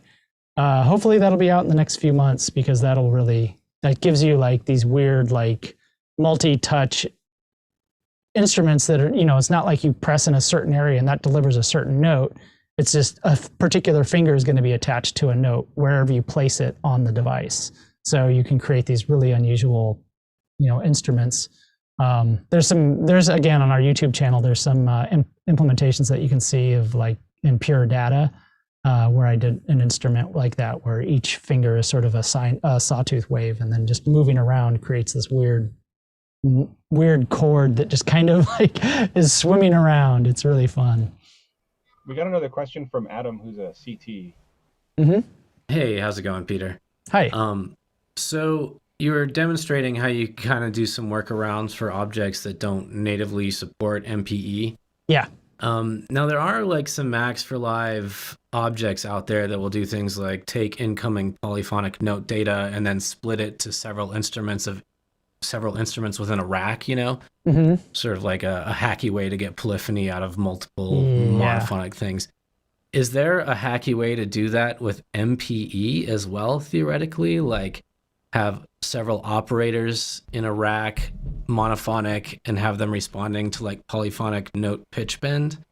Yes, I think there is a way to do that. Like I can definitely see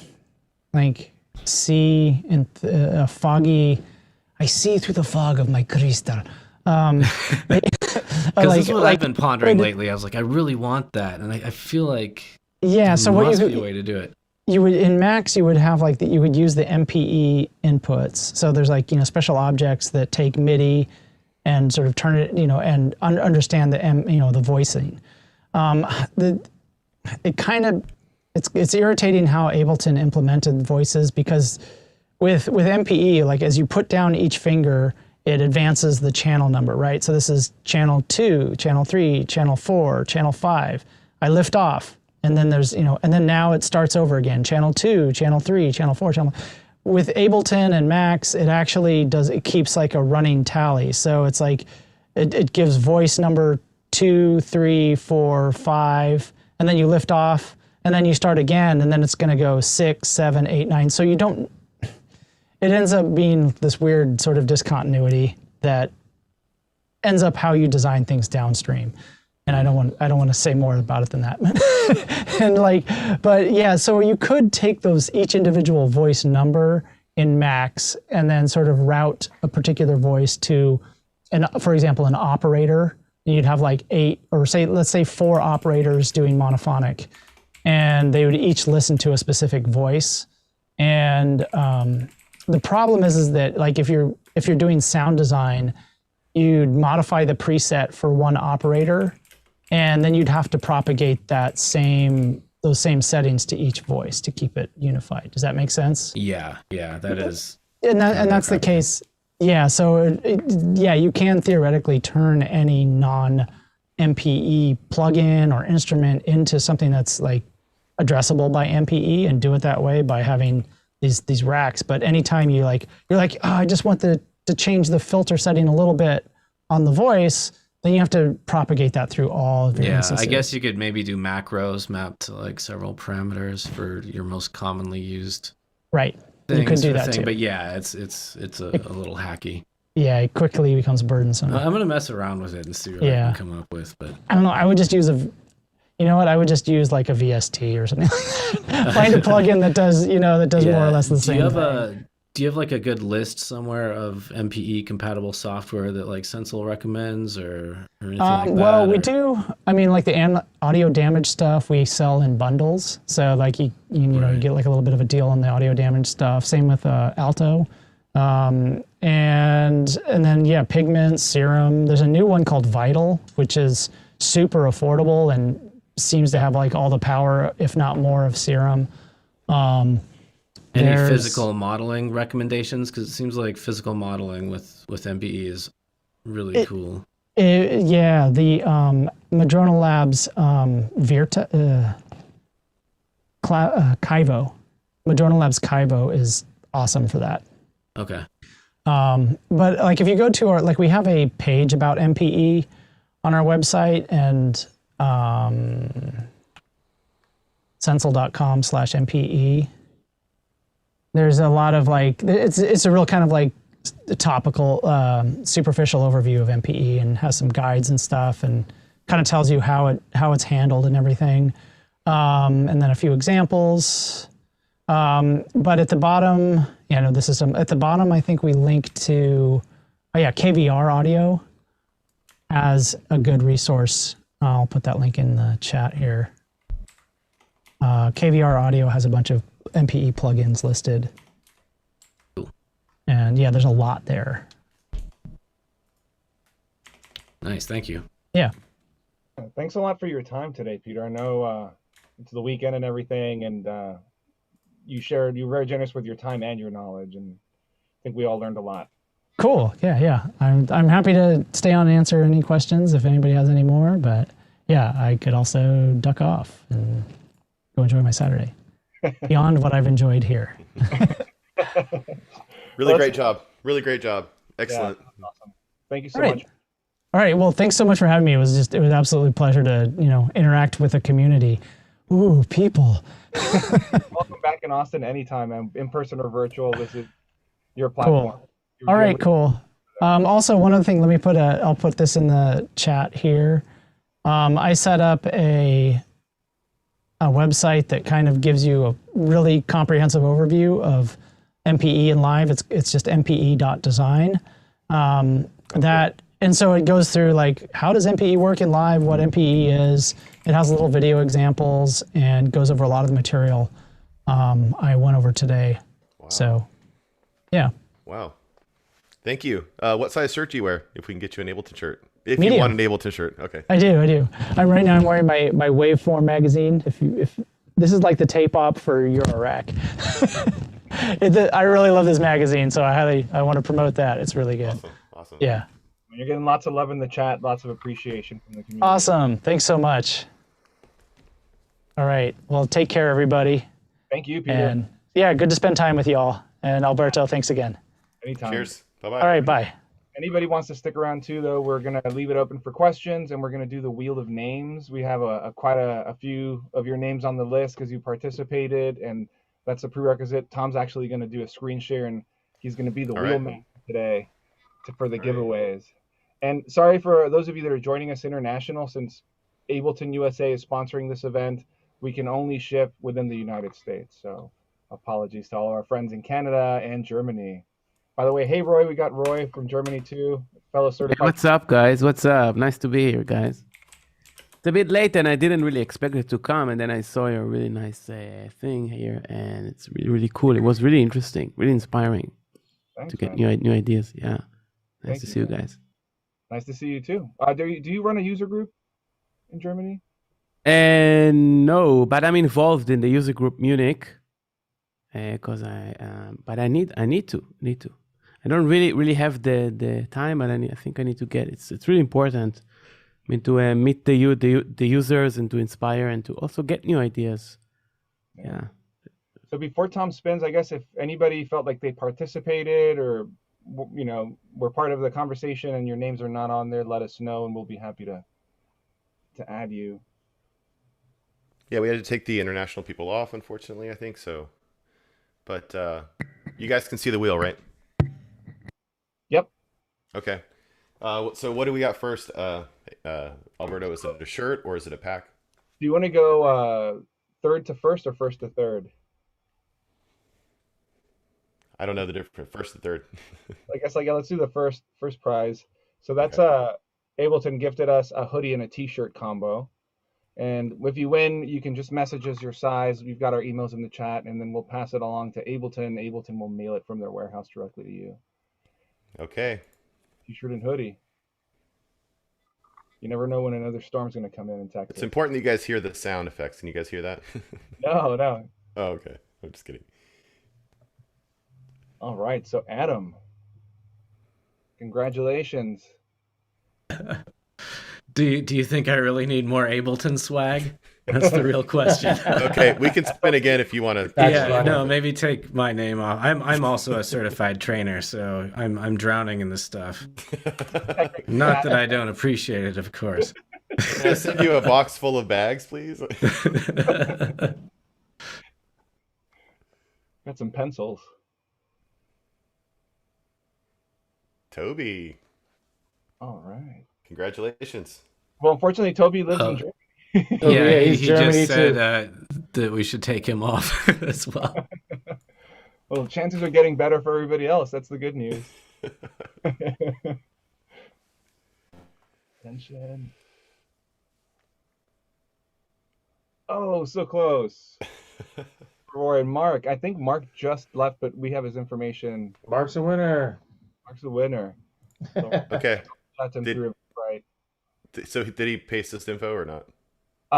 He's on the Eventbrite RSVP. Okay. So we'll Okay. get him there. All right. You want to do the second thing? Yeah, let's do it.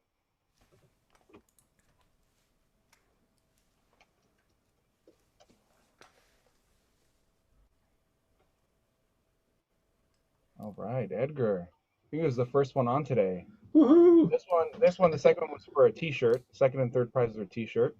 Okay. Works for me. I lost my loop one, so I need a new one. Nice. The Ableton shirts run a little small, I would say. All right. All right, Roy. Roy is in Congratulations. Germany also, and he's a You certified. can take me out too. Yeah. I also Wow. have enough of the stripes. Yeah, Not enough stripes. Too much stripes. Is Steve still on? Allie, are you still on, Steve? And we kind of hear there's like music in the background when you win, right? Oh, okay. So you can kind of hear that. Okay. Yeah, I can hear it. It's very faint. Very vaguely. All right. So Edgar and Steve, if you're still on the chat, you can just private message me your email, and I'll get in touch with you and let you know what we need to do. Gotcha. Thank you. All right. Well, thank you for letting me be of service. Man, you're the most important one. You're giving away free stuff. Yeah. I guess at this point we can open it up. I know we're close to wrapping up. I wanted to open it up to the community, even people joining us international. Like, what's on your mind? What do you like about 11? What kind of projects do you have going on? Are you having any issues working in live that you want to maybe get some tips from? And it's kind of a really cool community because there's a lot of like really heavy users and a lot of community organizers. For those of you who don't know each other, we've got Edgar is joining us as the community organizer in DC. This is joining us. I think Yeah, man.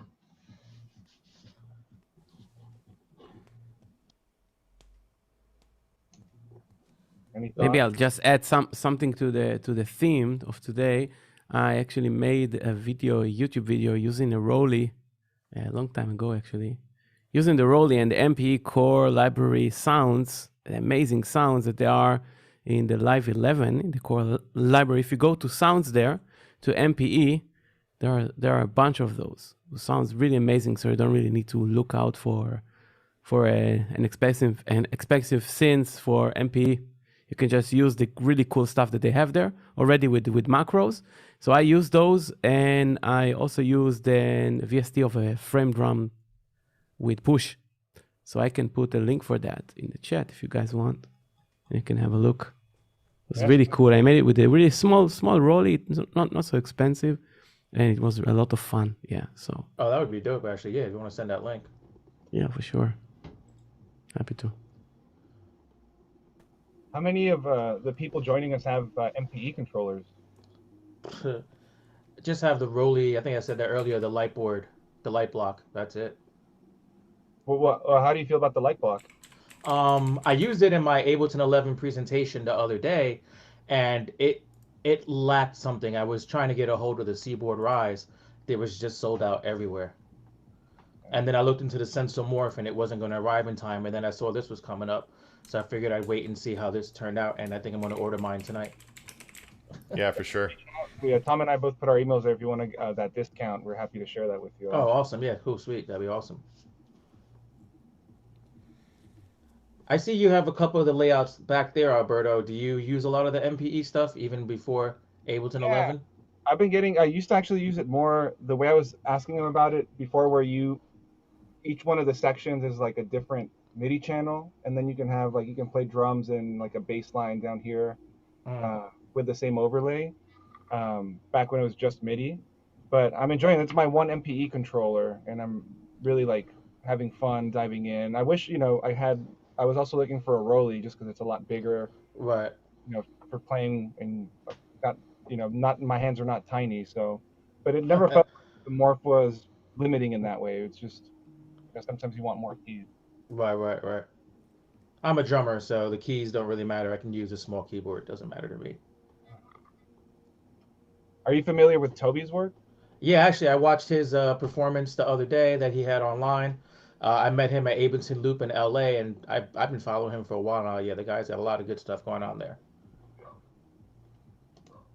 It's Yeah. Yeah, I show your stuff off to a lot of people there, Toby, so you should be getting a lot more signups. That's because of you. I'm trying, man. I'm trying. Well, actually, I better just ask about MPE controllers and drum modules. If you know, like the choke function, like dampening cymbal, that's MPE as well. Right. But I'm really not working for Ableton Live yet. Not being received right, and it's got something to do how like drum modules, electronic drum modules are designed. So I'm working on that, but it's not an easy fix. Can you share a little bit about the tempo discoveries or like the work you've been doing with like tempo following lately?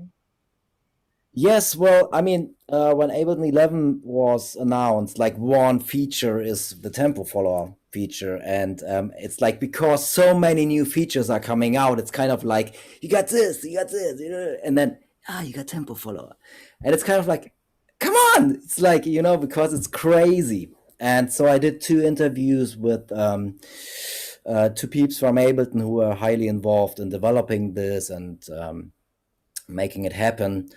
And this is where I started to think about what actually is tempo. Because my perception of tempo was like, yeah, it's BPM. Yeah, of course. Like, how fast do we play this? Yeah, 126 or 127. But actually, like, and this is what tempo follow, actually, the philosophy of tempo follow is coming from. Music is movement. Music is like communicating the tempo. It's like little changes all the time. When you don't play to a click, your snare hit might be like a few milliseconds late or early. And that's like happening all the time because we aren't like computers. It's like jazz tempo. Yeah. Yeah, it's just I analyzed like Let It Be from the Beatles, for example. Do it, warp it. You can see like where is the snare coming, and it's like never straight on, obviously. And it lives. Music is living from that. And so So to cut it short, I wrote a guide on like what is the concept of tempo follow, because it's hard to communicate it for Ableton, because like many people are just looking at it from the BPM perspective, and it's actually not from this perspective. BPM is just the grid which comes after, and tempo is like happening while you're dancing, while you're communicating. And this is like what's now being able to do with Ableton Live as well, to some extent, and to follow a certain concept. Yeah, it's a 20 pages guide. I posted the link in the beginning. So yeah, and obviously I developed a few Max for Live devices to fill in a few gaps, like automating it and having it switching off automatically. And if you use it in arrangement view, you will break, like you will lose all song tempo automations, because if you switch follow on, then song tempo automations are deactivated. And so I made a Max for Live device. When you switch follow off, it automatically re-enables automation. So you can use it live, even if you use arrangement view live, which are a lot of people who are doing playback stuff are still doing that. Yeah. So yeah, link is at the top. Super interesting. Thank you for that. Yeah, I have a question, Toby, or maybe if anybody else. I tried the tempo follow feature, and I guess I don't know if I'm doing it right or not, but along with following and playing drums, I felt that it had a hard time differentiating maybe a quarter note pulse from an eighth note pulse, and it was jumping farther apart than I would have liked it to. That's what I was about to say, that when they showed it in the first place, Ableton, they said that it's working, but it's a bit shaky at the moment. It's like at the beginning of it, and it's going to be better, and it's going to be tweaked, but it might be not 100% user-friendly or tempo-friendly, or, you know. So, yeah. Maybe that's why they kept it like below in the list. No? What was your experience? What was your experience? Really accurate if you know how to use it. And the one of the main things here is it needs a reference tempo. So it's going to analyze what you are playing towards a reference tempo.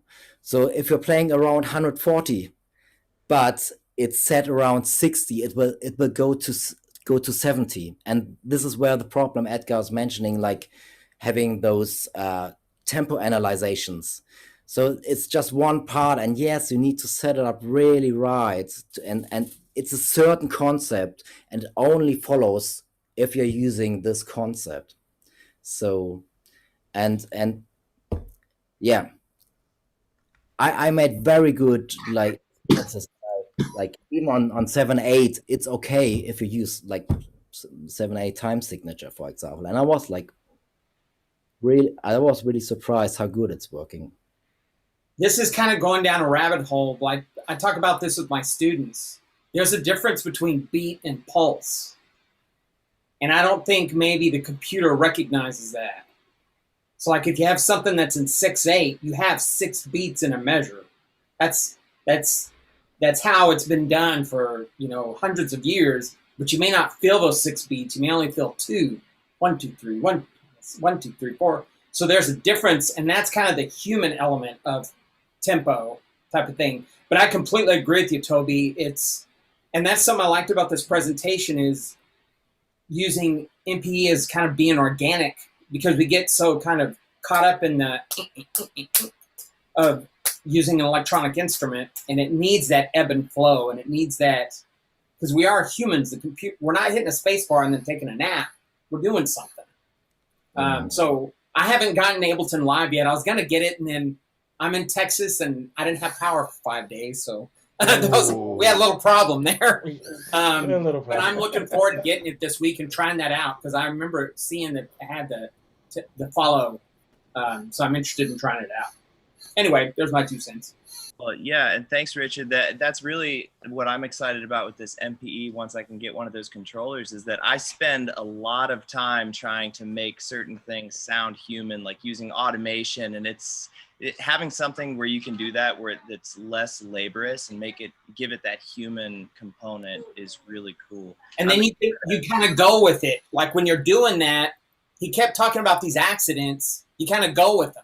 Whereas when you're automating, you don't have any happy, I guess if you sneeze while you're trying to drag it. Well, and that's why lots of times I'll sort of perform my automation using the push. Yes. And then, sometimes I'll go and I'll correct. Because I'll try to do it manually, and I'm like, it's just not being as human as I want it to be. I'm not getting, and then I'll do it manually, and then I'm like, oh, I can see actually what my mind and heart was wanting to do, and then I can go in and straighten things out if I want. But I wanted to ask, but prior to this tempo follow stuff that's coming out, like what do people do for live? Like if you're a drummer and you're trying to play, do you just have to play to the click? Because I know I've read about bands doing that before. Yeah, I've been doing that quite a few times, and the click has been the only lifesaver to keep me running through all different backing tracks. It's a click. I talk to a lot of my students and a lot of my performers that they're going to hear the click track, but think about it as another band member, rather than thinking about it as being the pulse, like, we're going to stay here. No, that's just another bass player. That's my guy playing cowbell. Click, clack, click, clack, click, clack. And it's been the only way that I've been survived. So between the tempo follower and the new chance and probability factors that they have in there, I was hoping that'd be a game changer as a drummer for what everybody's talking about, that human feel.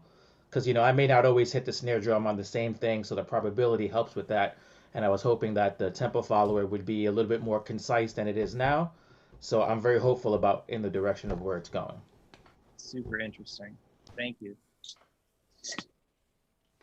I'm not sure if it sounds like the microphone's working now. So Toby, you mentioned the listening to the Beatles. So when using the, sorry, I'm getting an echo. It's kind of crazy. When using the tempo follower, is that, could you take the kind of like the feel of something like the Beatles song and apply it to something like just like a straight, on the grid drum beat and kind of have that feel? Because when I start thinking about it, when you mention that, it kind of almost sounds like it could mix with almost like a groove template or something like that at some point. Is that something you thought of or be able to do? Or you are able to do that if you feed an audio as like from a different software. I tried this with Ableton Live 10, sending via an internal routing to Ableton 11. And then it takes like this audio source, for example, let it be, and then trying to analyze the tempo. Obviously, there is some latency involved, and routing via internally is like creating. It's might be not a constant stream, so you have some time glitch, smaller time glitch in here, and then you could record. Like if you press record in Ableton 11, it will put in a song tempo automation. And it's like analyzing this, like let's say like every 16th is just it's not doing every 16th, but just to give you some grid, like, and it's like adjusting the song tempo. And then you have the song tempo automation, and then if you put stuff in this arrangement view, the song tempo automation, it will like make those changes. So if you record with the follower on, it records song tempo automation into the timeline. Wow. I didn't know that. So that's really good for recording. So if you have like the drummer recording first, it's like song tempo automate. Yeah, you need this obviously if you want to record stuff over it and keep the same tempo. Like there used to be, I'm having trouble finding it in 11 with a new clip view redesign, but like a way to say this audio clip is influencing the tempo for the master. Yep, that stays the same. Like the leader function is, but that's only available and always was only available in arrangement view. That's why I couldn't see it. Okay, yeah. And so song like audio clip leader, if you set this to leader, this is changing the song tempo automation, but only for this part where this clip is. And as soon as this clip is over, it switches back automatically to the written song tempo automation and arrangement view. But this is what's not happening if you use follow. So just imagine this, you have like, 10 tracks in arrangement view you're playing, and that's like, for a lot of bands who are using Ableton Live, they're still using arrangement view. So you switch follow on, all song tempo automation is gone, and leader as well. You have to press re-enable automation. But you could use my device, and it's doing this automatically. Nice. Best use of a shameless plug. I love it. Which one of the devices is the one that does that, Toby? It's the tempo collection. It's 7 devices. Now I'm plugging hardcore. It's 7 devices, all about tempo stuff. So for example, guys, if you tapping, do you want to tap in a tempo while on your gig? And do you don't want it to affect like the master BPM while you're tapping? There's a device in there which can do that. You're tapping in a tempo, and then you have a second button for firing the tempo change. So you're tapping in a tempo, but you're not changing the master BPM. How does it sound when it kicks in, when you finally found it and you're assigning it to the master? Do you get like a jolt to adjust to it in real time? I mean, that's the same like if you would have the master BPM on 120 and then if you put in 140 and then press enter. So that's the same. Yeah, it will go up. So it's cool to see if you can interpolate, like have it rise or fall in between, or is that too crazy? There is a second device in there which can have, you can tap in a tempo, or you can set a tempo and you can say go to this tempo over seconds or 10 seconds. Yeah. That was not a paid advertisement, everybody. That was a genuine question.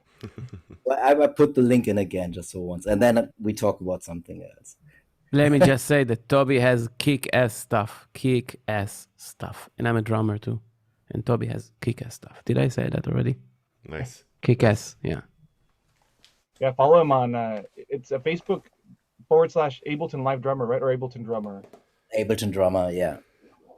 But I just put the link in there, and the guide is like for free. Really, if you're interested in tempo follower stuff, just give it a read. It's like, yeah, it's a donation or free. Just take it and see if there's some info in there for you. Thank you.